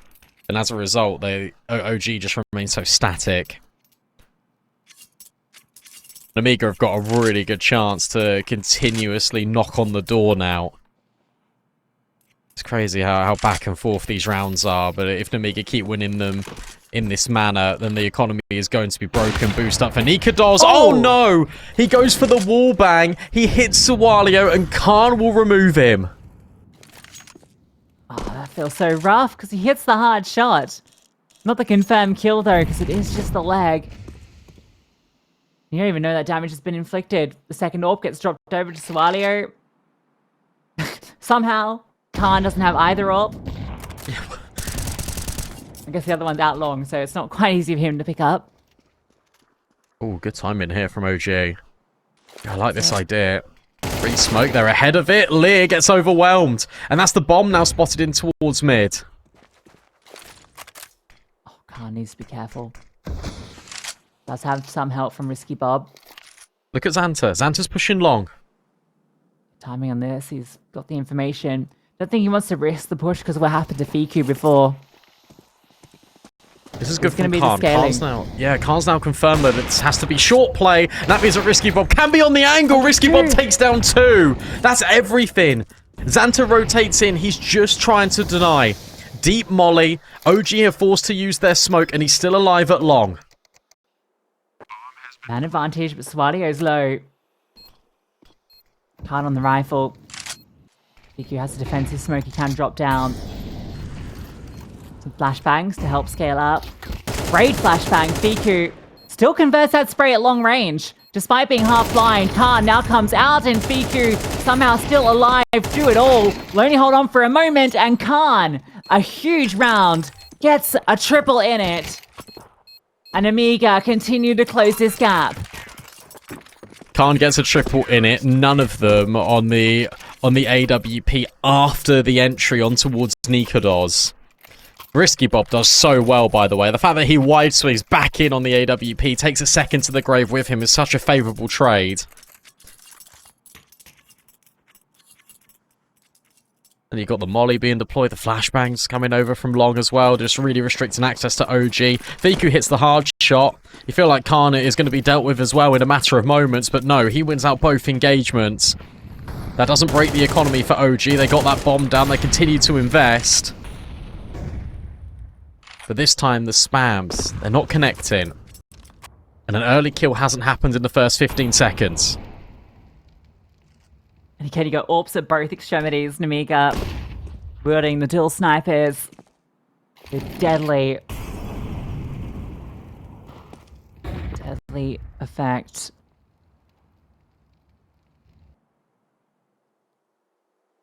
Double set up in mid, crossfire. If you wish to try and break through this.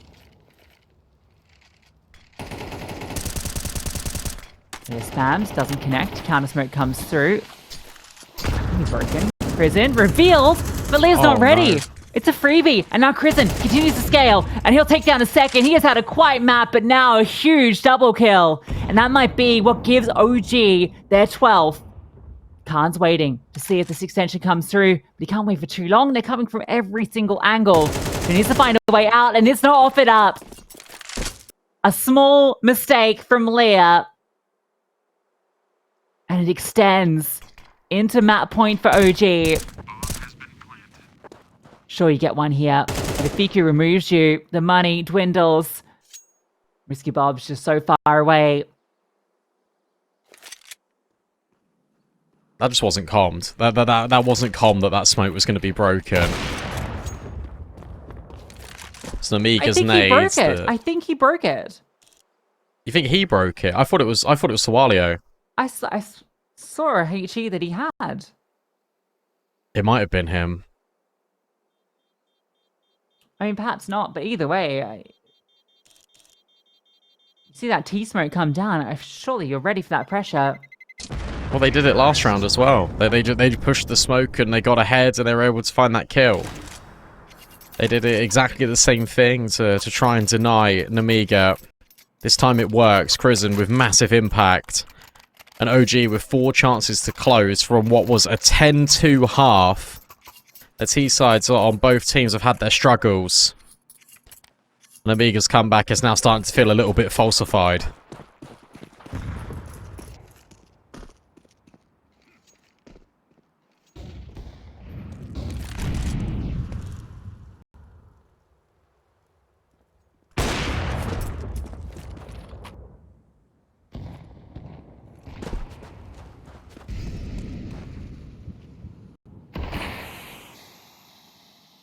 Opening kill at least for Khan. Krisen removed after his success in the round prior. Oh, nice nade. Close doors, the AWP. Khan gets another chance. Good flick over. Didn't even look like that connected. That's wild.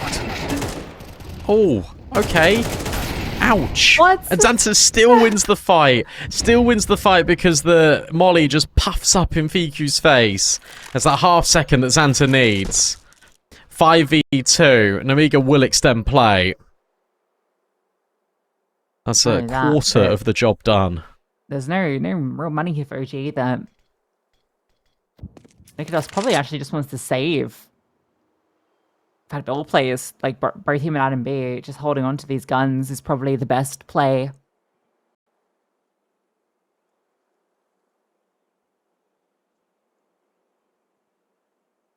nicoodoz can drop an AK. VQ and Spook will be able to find their own. Krisen will go wanting.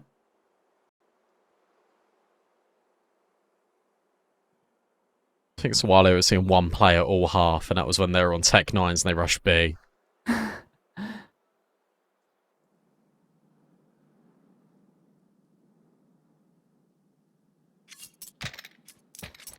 That's not gonna matter, mate. They're not trying to grab that.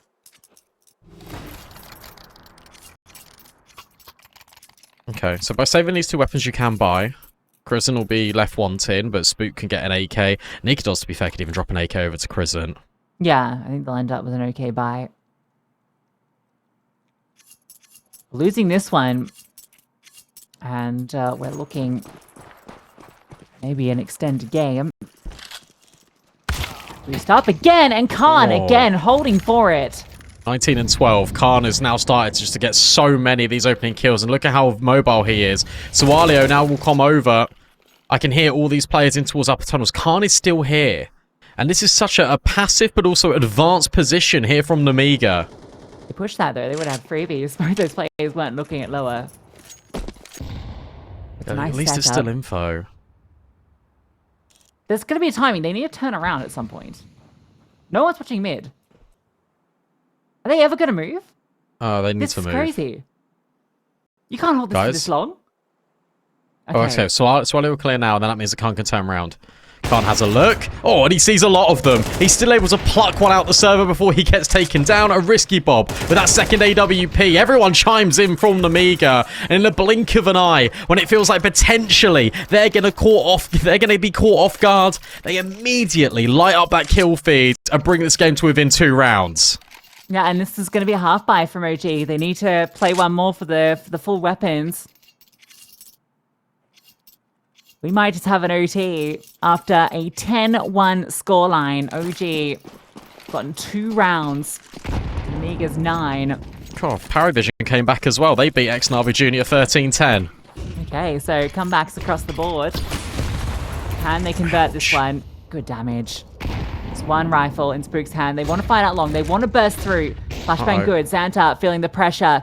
Has that support, and he'll just swing up. Spook fast on the trade at least. That's a rifle that can be picked up. Bob fires off the shot, but they're allowed into pit. We saw them get stuck in this position before after an opening kill. Yeah, you see, look, they're immediately leaving. But this time it's different because Nemiga have actually pushed B tunnels. Yet again, they've got all this info.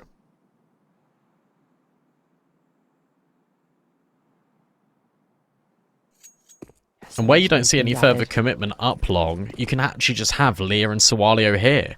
This feels like such a good setup for the CTs. Leah's going to back out. What's he worried about? They want to converge on middle. That's the play, but Khan sees nothing. Are they going to be completely out of position? Oh, yeah, they've gambled completely. They have no idea. What? But they've seen nothing long. Okay, Sawalio still stays relatively active, but he's the only one. His timing. His timing on this is everything. So many backs turned. Gets his kill, runs away, and now the rotations move over. Leah, we'll see them. Sentry forward. Is there a flash over to allow the swing? Might not matter. Spook's brought down low on that exit. HE doesn't connect. And they're just ready to pounce. 20 seconds. Oh, good incendiary. Good incendiary. Kristen gets the bomb down, but half HP's found even lower. 10 just left. nicoodoz, it might just be on him. AK in hand. Spook has moved forward and spammed out a player. A cheeky kill to find back. Kristen just looking for this instant headshot. He'll swing around, no one's looking. And the deagle connects for one, but nicoodoz can't find his. And so Nemiga, there's a big gap that they leave open, but they're able to close it.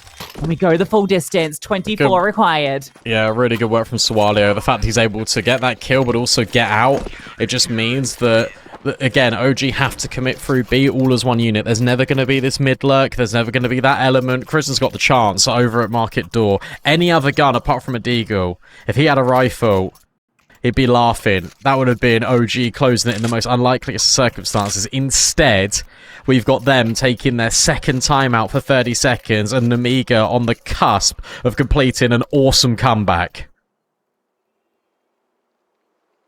Yeah, what an incredible comeback it would be. 10-1 to within 1. This is only the second timeout. I feel like this has been slipping away for some time now for OG.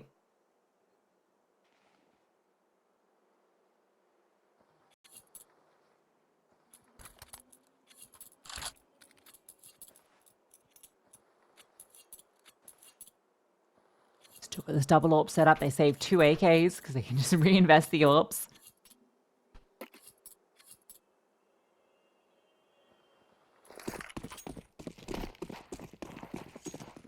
Fight for long. Good spawn to try and take it.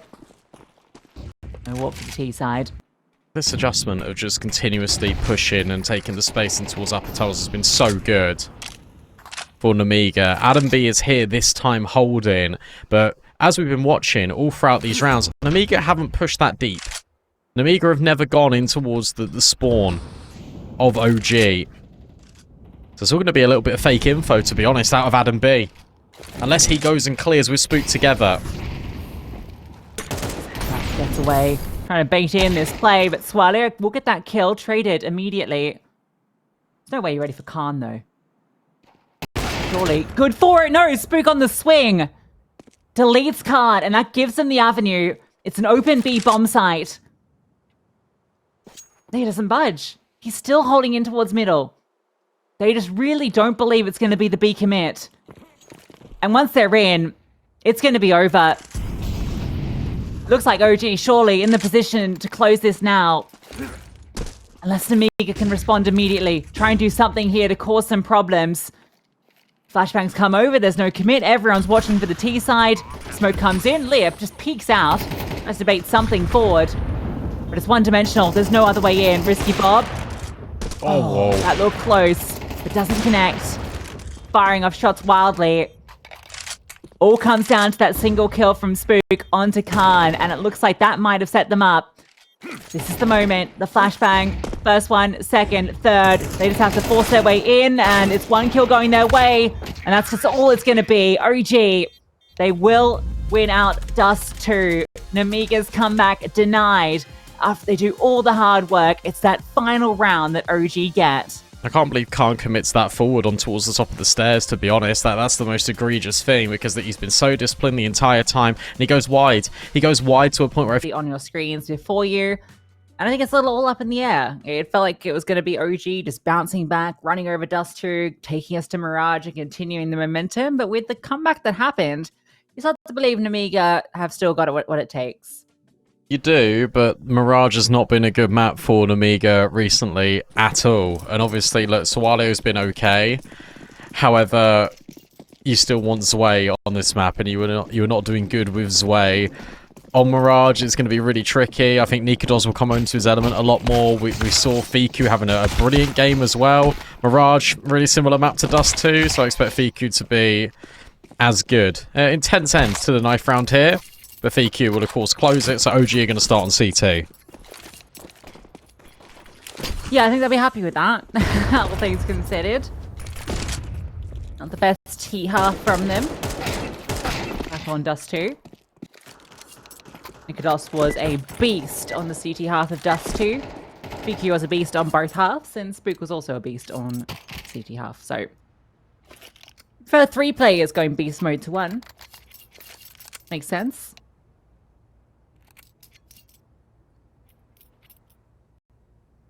Wow, Passion UA TNL, that's gone to double OT. What is it with Passion UA going to double OT? Is it on Mirage? It's on Train. Oh god, okay.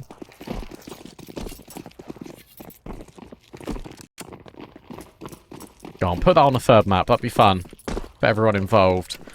Very fast push for OG up top middle. Fiku literally spoke about him being really dominant, and he continues here as well. Khan removed early. I thought that was just going to be a rush towards B, but instead it's a late repeat trying to punish Fiku going for information, and it works out well.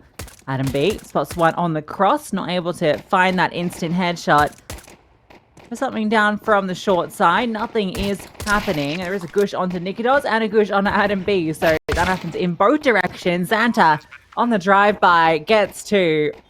And Spook, sure, he's got a good flank, but now he's spotted on that little jump up and surely dealt with in a moment. First kill is his. Is there a world? Would need to be absolute perfection. Adam B smoked off.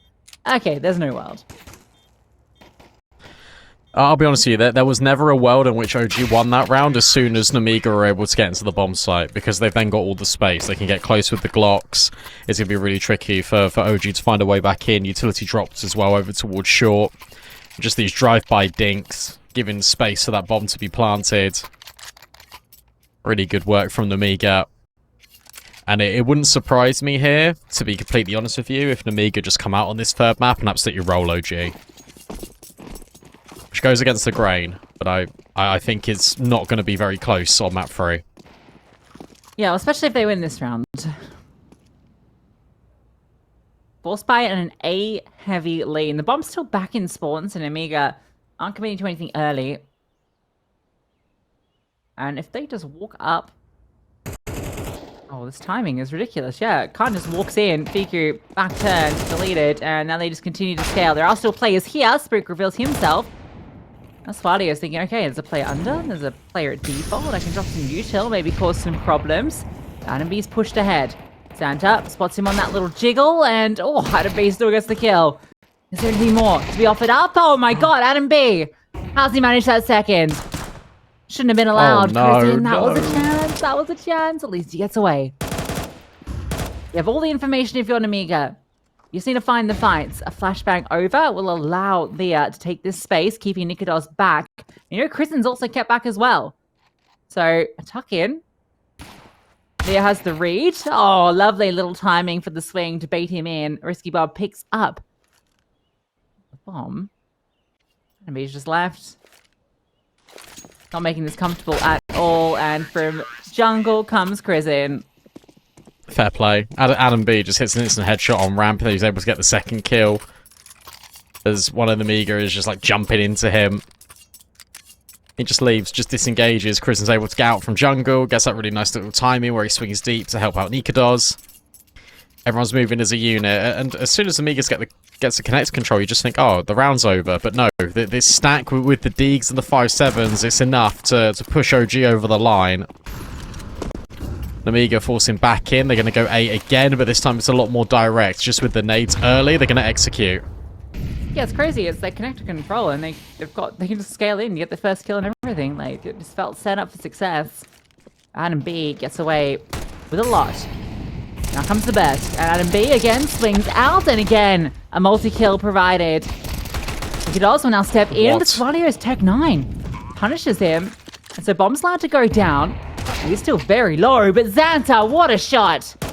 Kristen doesn't get a say, and it looks like Nemiga are going to answer back in kind. Spook. This little lurk out. He's walked the edge of the smoke. Good timing on this. No one's going to be looking, and Fuku's found Swallow. Oh, just about in time. Xanta walks back in towards Firebox. Spook goes onto the bomb, but he's just going to get swung on from the other side. Spook, oh, what a round. Recovers that one for OG after it looked like it had fallen apart.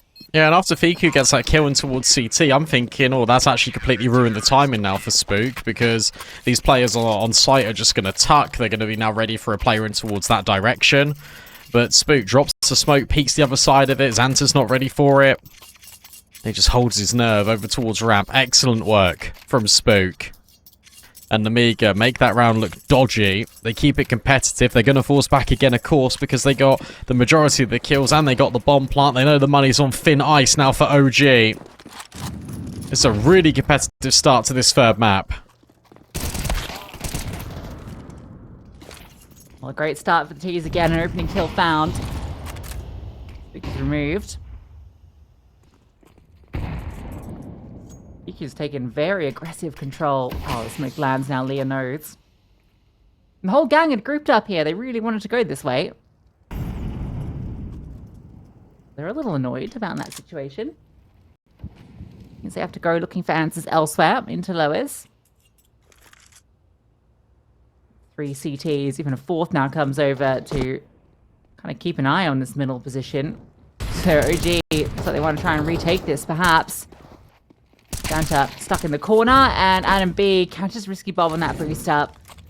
Kill comes back the other way. I think you might have seen that bomb on Swallow 2, who will now be dropped.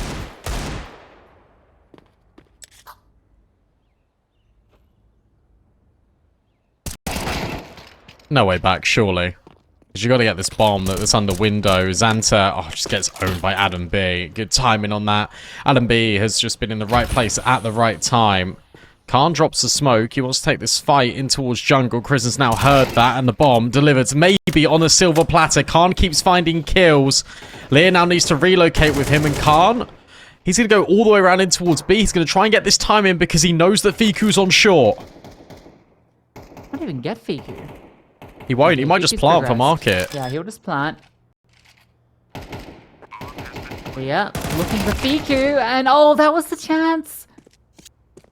They'll realize now the bomb's down, but with Leah also fallen, Khan, quick reposition into short. It's powerful. Such little HP. Once Anna B clears that nothing's here, Fiku will start to move. Can you imagine? Surely it's going to get cleared. Fiku will confirm it. So big couple of kills for Fiku to confirm that round. Surely for Nemiga, that means they have to slow down. Can't full invest into this. I can't believe that the kill on Fiku doesn't come in from the window player. That's the most surprising thing. Khan's done everything. Khan realizes all the information because you see Adam B at ticket. You now hear Fiku spamming at short. Easy gap to go in towards market, and then the decision just to plant. Tries to set his teammate up for success. Doesn't happen. Tactical timeout now being called by OG. Just take 30 seconds to breathe. Nemiga are going in again because they keep getting this bomb plant. I'm surprised they do into this one. I suppose, I mean, you've got an AK, but like... It's tantalizing, isn't it? You know that OG, if he just wins one of these rounds, one of these 4 spines, you'll break in. It feels like Dust2 all over again.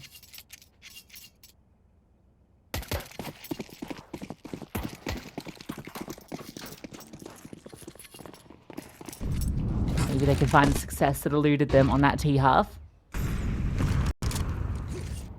It's going to be direct into A. nicoodoz is here with the AWP on the line and hits that first shot as the flash comes over. He's even looking for more. Will take a lot of damage, as of his teammates, as he's spammed out.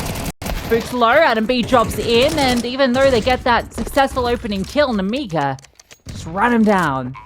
Yeah, do you know what? Fair play, because I was also thinking about the 4 spy, and I'm in and ahhing about it, but this was direct. They just know that they can get this scaling in, do Nemiga. And nicoodoz overwhelmed. That's the AWP drop. That's the AWP not being able to be recovered. That means it can't be invested into the next round. And Khan does so well in his entry work. Risky Bob's then ready for the drop down of Adam B.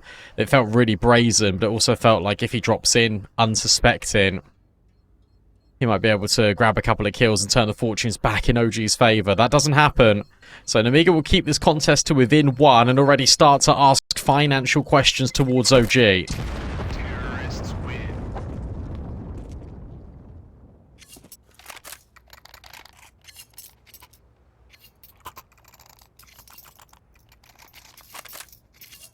See why they want to keep forcing what it's done.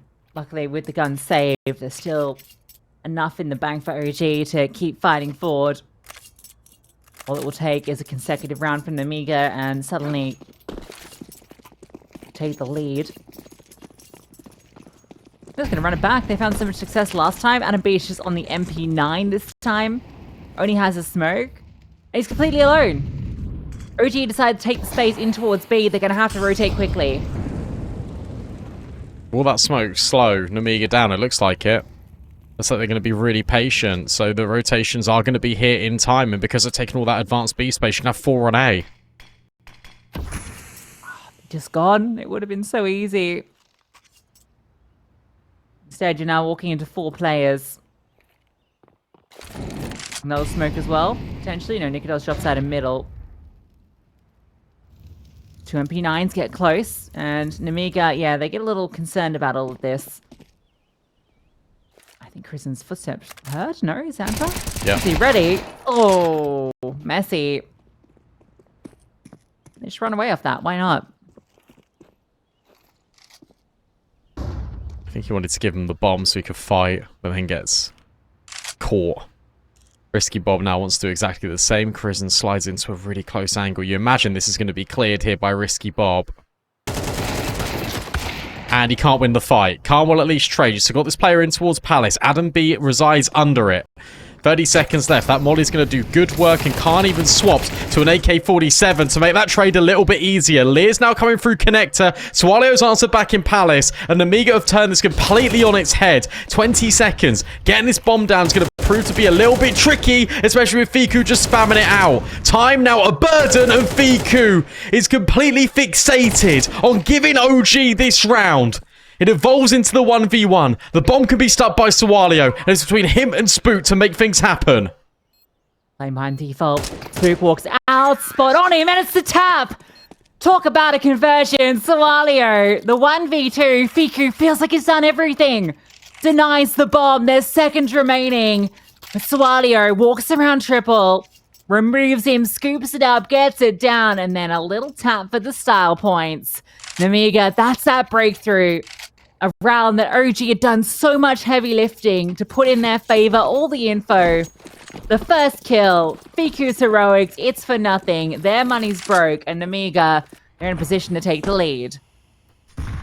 They walked into that with 32 seconds left. A molly and a dream. Flashbang, brilliant. just to get Lear on this angle. Sawalio getting that kill in towards Palace creates all the wiggle room. Then he's the one that is just the saviour for Nemiga. New kid on the block. And already giving his team plenty of chances. Swallow is even having a little look just to see if OG have pushed back. They haven't.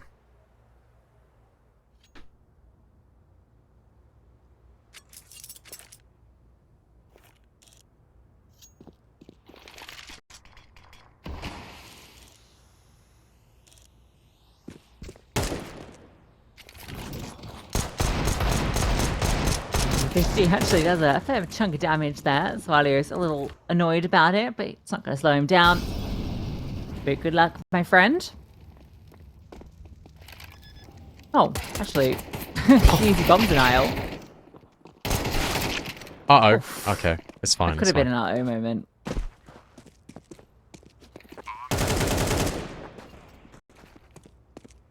Can maybe do some damage here. You can sneak away with an AK. Feel okay. No, it doesn't look like it. Eco frags get Lear on the board. And Nemiga will slip ahead just about.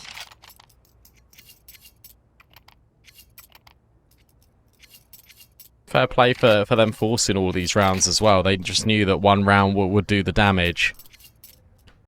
It's the most contestable half of Counter-Strike we've seen out of both of these teams. I thought it was going to be a little bit of a blowout. Instead, it isn't. This is a really exciting map of Mirage. nicoodoz back on the AWP. Not a whole lot of flashes for OG. Let's see if Adam B is going to get a little bit more support. Because Khan certainly isn't. He gets plucked by nicoodoz. I wasn't sure they were going to have the ult into this one.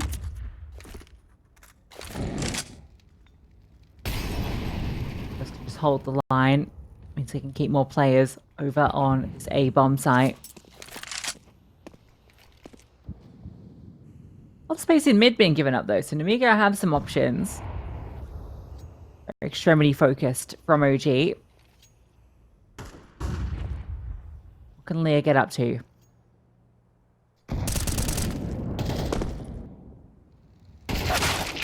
Oh, okay. That was... Can Fiku hold his nerve? No, he can't. There's Lear. Striking him from short. And you've also got this lurker as well from Risky Bob, just in towards connectors. Spook gets blindsided. That has to be the save potentially, although Chrisen did a lot of damage on this spray. Adam B now starts to feel the burden. He'll try and escape. Risky Bob, of course, on this hunt. Nemiga are going to get another one. Adam B won't hold on. Yeah, that one just goes wrong. Mirage B site hold gone wrong. 4K. Crazy peek from Xanta. Just kind of crouches under the scope past nicoodoz, who just has that slight delay. He's normally really quick on the flicks, but... He just didn't react. Yeah, he just... I don't know, was he not expecting... Like, maybe Xanta's just going to cross and he'll catch the next player who's going to swing? Maybe that's the idea. But... Yeah, Xanta... Fake. Oh. Okay, well... That's the AWP. Gone. See you later.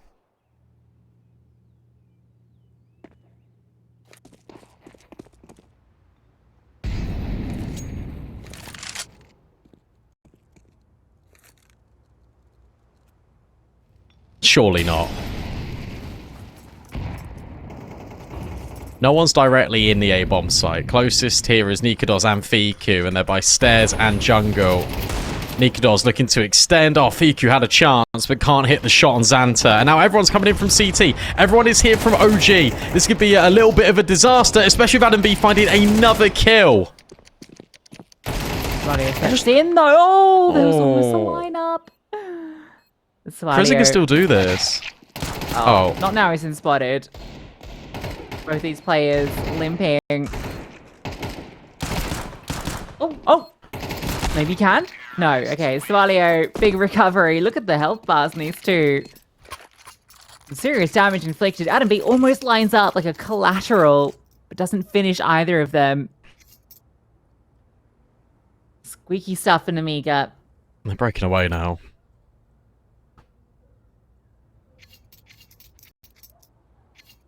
Yeah, that is skin of your teeth stuff for Nemiga. They've been going A so continuously as well. Like fast mid to B, I think would be like an awesome call to make. Instead, yeah, they're just gonna jump. Brilliant. nicoodoz tries to get ahead of it. Sawalio's there. Flashbang out. Spook wants to grab a trade and he'll get one on Khan. He's doomed. Oh, what? No way. Leah tries to punish. He sees that coming, but Spook just flicks down under his head. Doesn't even get a chance. That's so insane. They got the opening kill. It felt like it was all said and done. Spook gets one. I'm looking at Leah and I'm thinking, okay, that's the guaranteed kill. Xanta had a chance to get rid of Fiku, but he can't manage it. And with the bomb being so far removed from him, I feel like this is going to be chalked up to be an OG round, unless Xanta can do the impossible. 2 kills back. But hang on. Oh, never mind. Risky Bob's coming through short. They've still got this quick flank on Crizzen. Adam B eats a nade and then throws a flash the other way. So he's really trying to set up Crizzen here. But that flash is spectacular. And now Crizzen won't get by Risky Bob. Xanta has completely destroyed OG. Yeah, there's destruction back and forth, isn't there? But it's the pieces around that allow Nemiga through. The opening kill sets them up. Spook does everything. You think he's won the round all by himself. Xanta's even spotted on that scaling, but he's so fast to bench and so cognizant of that rotate coming through from Market. Those 2 headshots were just beautiful to watch. He upstaged Spook, who'd already had one of the best multi-kills of this map so far. Immediately, Xanta... Holy moly. Even the flash forward just to secure that 3rd kill.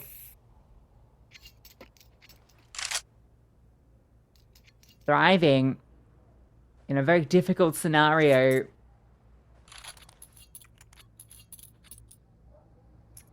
That one stings if you're OG. That hurts because honestly, that's the difference between them coming back into this half, feeling a lot more confident about it, to the reality being Nemiga can run away with this now. 8-4, 9-3. Another boost up and another success story for Khan. A double opener. That's a damaging result on this first half for OG. nicoodoz trying to replicate Spook. But now he's been tagged and bagged by Risky Bob. Another example of just how even Nemiga are across the board. It's like it was on map 1, like it ended up being on map 2. They all rise together. Sometimes they do sink together, but right now they're rising. Half by nothing to offer up. Oh, there. There's a chance the bomb could be denied.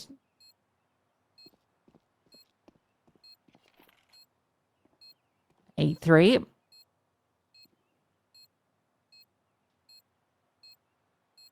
Seven in a row for Nemiga.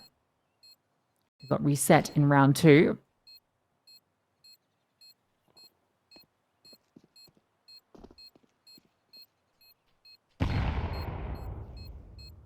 First time we're getting a really good T side as well, right? First time that we're getting a comprehensive statement. Adam B, if he had a kit, he'd definitely go for it. But he can't. Sad reality is he has to hold on to an MP9. The series that's been dictated by the defense. It's Nemiga's offense that is prevailing after forcing round after round after round just to bully and control OG. They're the ones that walk away with the lion's share, and they're the ones that could have triple the scoreline of OG, relegating them to the lower bracket.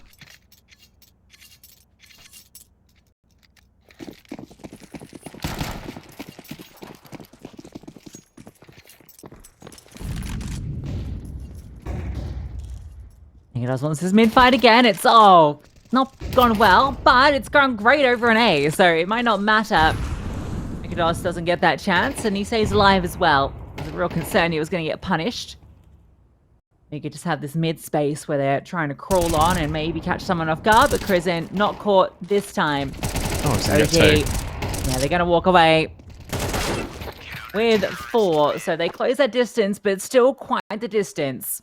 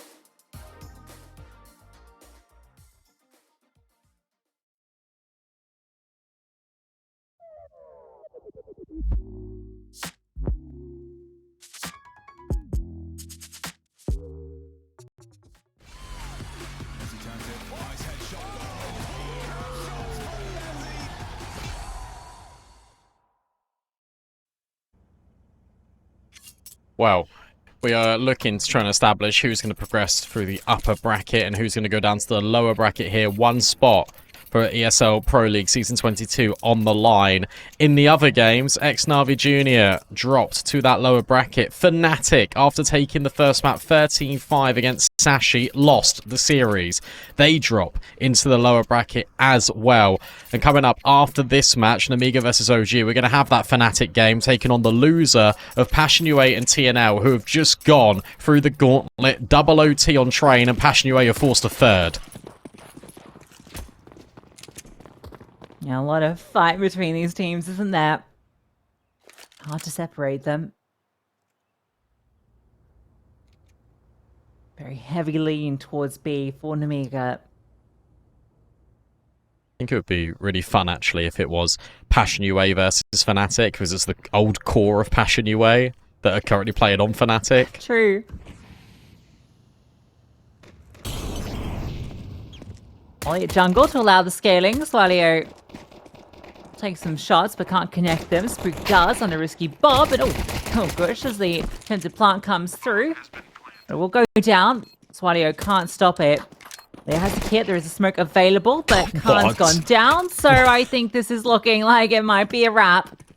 Flying around that corner, the Glock somehow ridiculously accurate. There goes the smoke. So still a chance to maybe defuse it, but the kit's gone down. Xander will pick it up, but he's got no health. I feel like the knife's just gonna get it done, but not even needed. As everyone falls, Spook, a massive round, 4 in the pistol. They got 4 on D2 to close it. 4OG gets 4 on this one to give them a little bit of stability. Nemiga, every single time they've lost a pistol on the CT side, they've ecoed. So I imagine that's going to be exactly the same here again. I can't believe Spook gets that flying headshot in jungle. They'll take that all day long, OG. We've seen comebacks from 10-2. They weren't successful, but they were comebacks. Anything is possible here.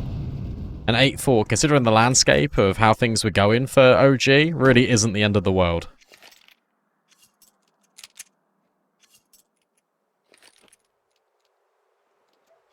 Yeah, I mean, they were 3-1 up, but yeah, at least getting one at the very end re-inspires you.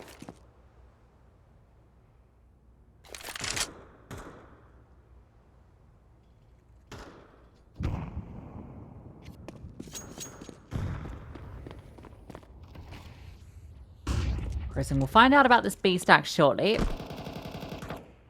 which will allow the squad to then move in. Oh, nice little tuck, and then the dink. Yeah, okay.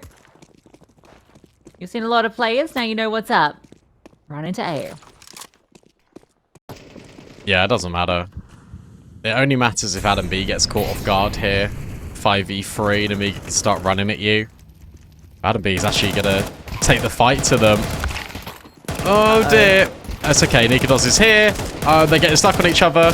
It should be fine. It should be okay. I'm getting a bit scared now, but Figu hits 3. It's still a 1v1. Swallow's got no HP and no armor. Spook can just take his time, compose himself, and lock it in. Oh, that shouldn't have got that bad. I love it. It was exactly as you foretold.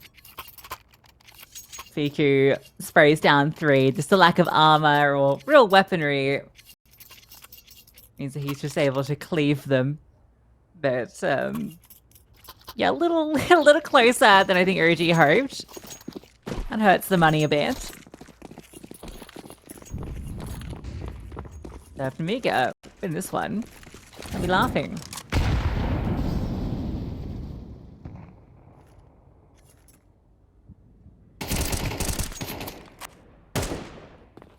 That was nearly a good start.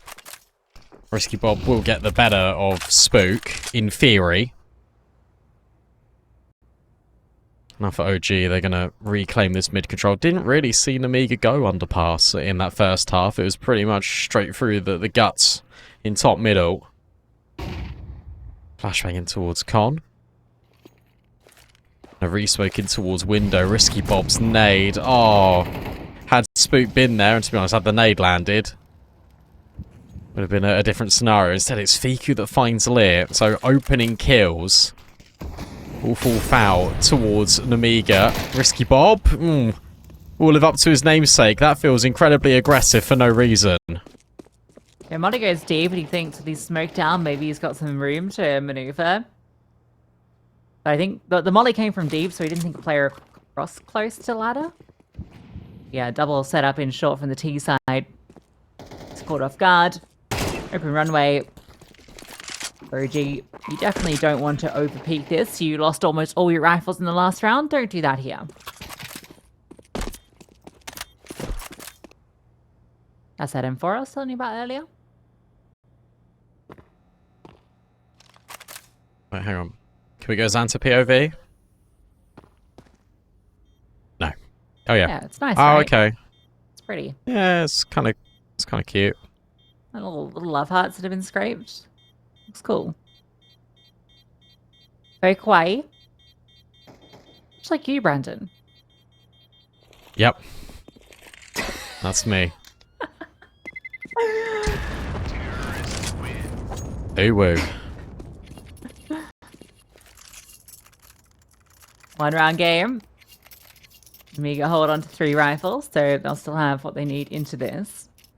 Just about. Just going to come with some serious side effects. I think going to have Kong without util Svalio with a smoke molly dropped over. Still 5 M4s.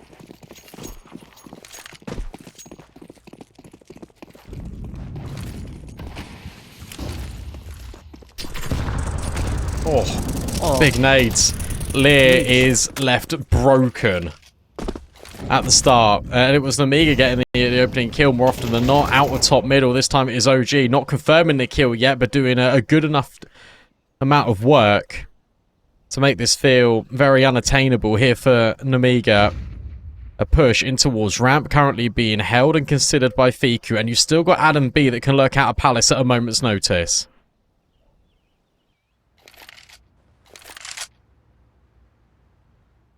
Lear's actually boosted up on the side boxes, so they're going to play more to the extremities. Here comes that aggressive push, Fiku. Oh, he just undoes it completely. Now Risky Bulb will slide in, and he had a chance there, but nicoodoz wins the fight, and he's OG will tie us up. And we'll be in a great position to even take the lead, because it's just these 2 rifles, the lost bonus not built. Good little consideration here from OG, because what Nemiga were doing on Dust2 really well was that they were pushing the extremities.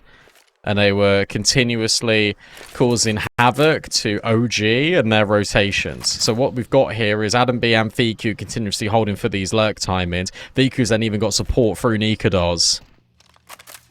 Just expert work by OG, learning what the tendencies will be out of Nemiga, what the appropriate reaction will be as they lose control in towards middle, and just being ready for anything. They're going to tie us up here. 4 rounds straight on this T side. And it's a tricky save here for both Lear and Xanta. It feels like both of them are going to fall. Lear's tucked in towards this box on the boost. It's actually Xanta that gets the kill, and everyone's okay.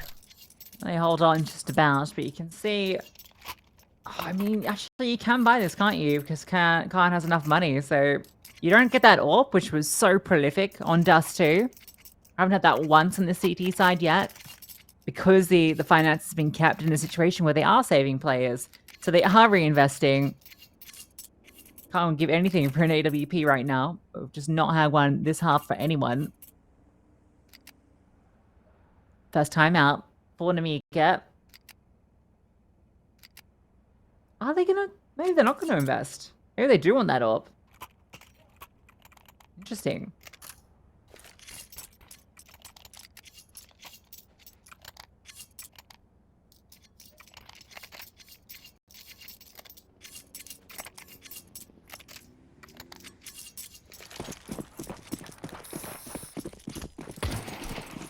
Okay.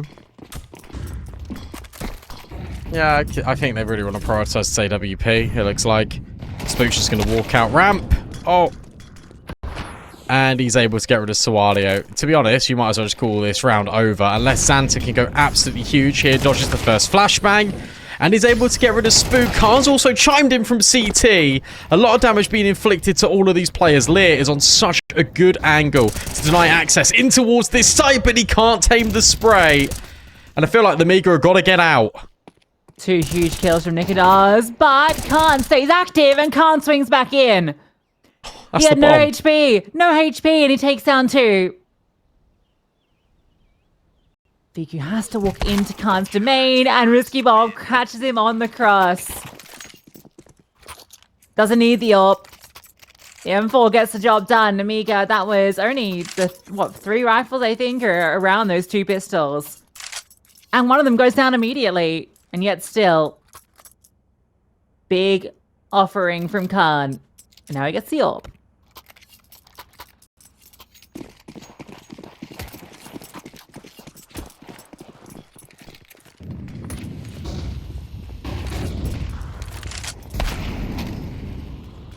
And he puts it to good use immediately.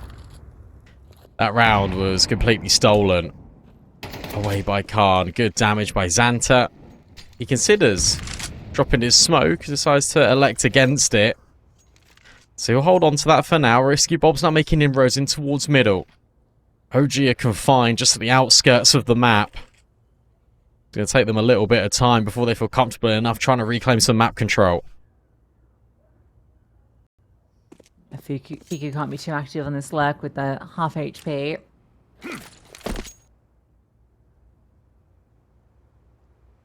Set up. Trade each other as they move through the underpass. Nemiga have a good setup. Play a sandwich. Player on site holding connector, and then Leah in charge. So silent boost comes through. Leah doesn't need to worry about anything right now except this. Oh, the timing is gonna be caught with util. Maybe not. Spook will still get him. Sees that util being thrown over. That's his opportunity. Adam B doesn't know how to play a sandwich. Oh, the timing on the jiggle. Swalio saves his teammate. Kong is about to get peeked on. And then Risky Bob activates. They know his player is stuck behind default. But it's the AWP and Risky Bob in the back lines. Khan staying alive. 15 seconds. Time's ticking away. And Swalio's here just to bail them out. 2 players in short. Yeah, round's done. They're just going to try and hold on to their guns in the middle of the danger zone.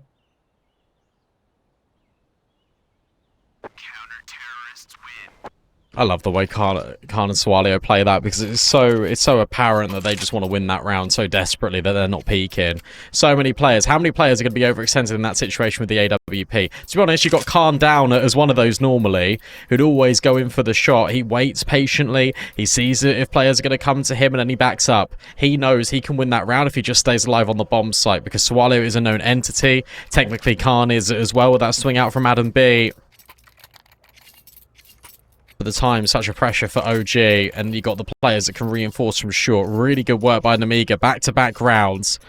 With OG holding on to their rifles, able to invest once more, but it's Nemiga starting to break away again, very much like they did in that first half. Yeah, such a critical round here for OG. Sure, the loss bonus, I mean, it's not even built up that much. OG lose this. We're looking at serious point for Nemiga.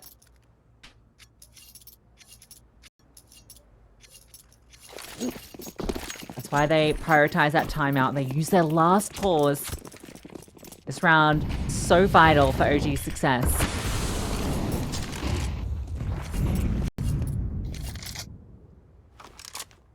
Going into Xanta again. Xanta's been really good at holding all his utility. The timing of his nades has normally been pretty pinpoint.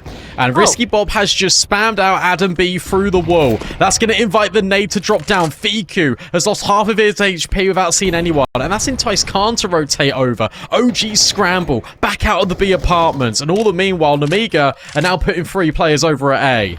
Yeah, if you're Nemiga and Risky Bob's gotten that kill while the contact comes through from Xanta, you know they were setting up for this B play, so Khan moves over to hold the line. Look at Swalio. Swalio's just push ramp, Lucy. Like, this is a ridiculous amount of info. They're all set up for this. Maybe a walk through short to try and still crunch B. I think they do want to finish here. Yup, from Ticket. Spots Khan. That one's simple enough. nicoodoz doesn't even get a chance to fire off. And the bomb has to be careful. Might not even matter. Xanta. This one on a pushing player through the smoke. And again, OG look to just hold on to the 2 weapons they have. Yeah, we're going to have to force into the next round, it feels. But for 3 players, that's going to be 3K. Nice idea. Even worse. Yeah, nice idea to go mid to B. Like, I don't hate it, but I mean, look at the position. The reason why Khan can be there, by the way, is because Swallow's push ramp. And again, with that further info of Risky Bob getting that spam kill, you know there's not going to be a lurking towards Palace. Xanta. Oh dear. Spook's got to be really careful. He doesn't want to die after time, and he does. He's got no money. $50 for Spook.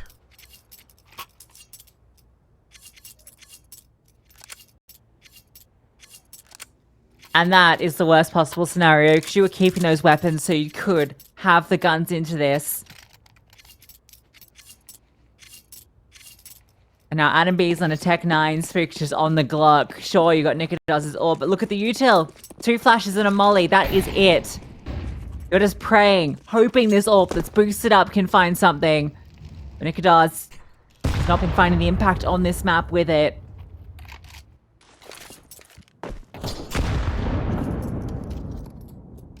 This is even worse situation than if you'd all just died. Because at least then you would have been forced to eco this one and you'd have to buy into the next. Now if you lose this one, it's another terrible buy just to stay alive. You just gotta hope that the up can do something. Boost up, maybe, to look over.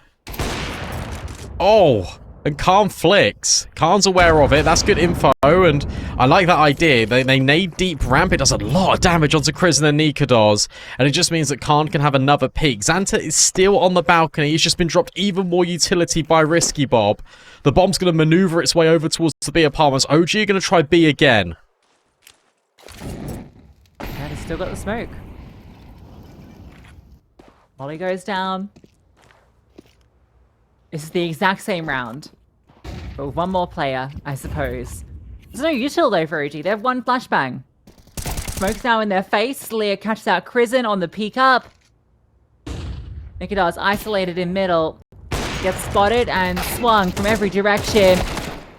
This is going to be that 12th. Adam B. Get one. Oh, it's still going to be found. Suddenly, there was a chance, but the bomb denied. Can't keep just staying alive with these guns, and he won't be allowed to. Series point for Nemiga, and money in dire straits for OG. Yeah, it's not happening, unfortunately. I just think Nemiga are a lot more cohesive. I think we did start to see that on Dust2 on their CT side. That's how they were able to build back in from 10-2.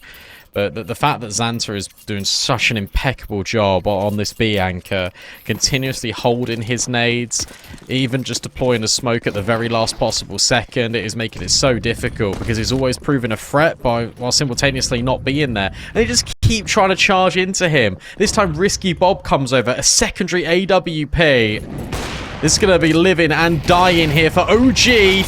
Risky Bob and Xanta both get overwhelmed by a Mac 10. This is going to be a save, and OG are going to play on. Yeah, sometimes, you know, the slow defaults, the playing around, boo that. Sometimes you just got to rush B with a Mac 10. That's the answer.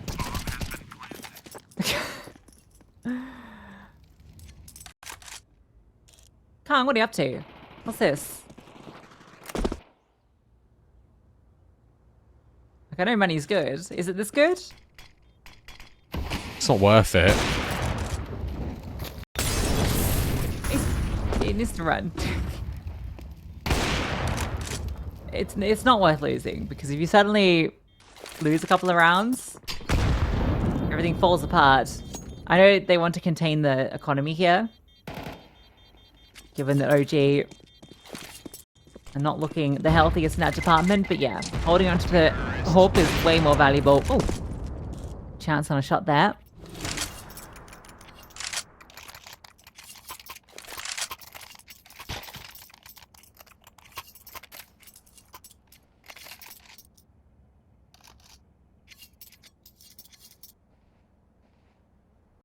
Alright, that's one back. Can it be 3 in a row? Feels unlikely still. You still retain this double AWP setup. If you're Nemiga, Khan looking to get aggressive. With his AWP, he's already extinguished the molly. And one goes back the other way in towards top mid. He might just keep pushing. Khan is a madman, but instead he elects to go and hold Palace, which is exactly where Fiku is. And Fiku was the guy that got the double openers. Oh, he now sees Khan. Very lucky.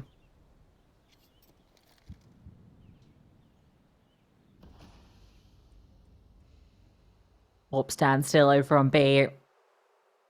Risky Bob loves wielding the secondary AWP.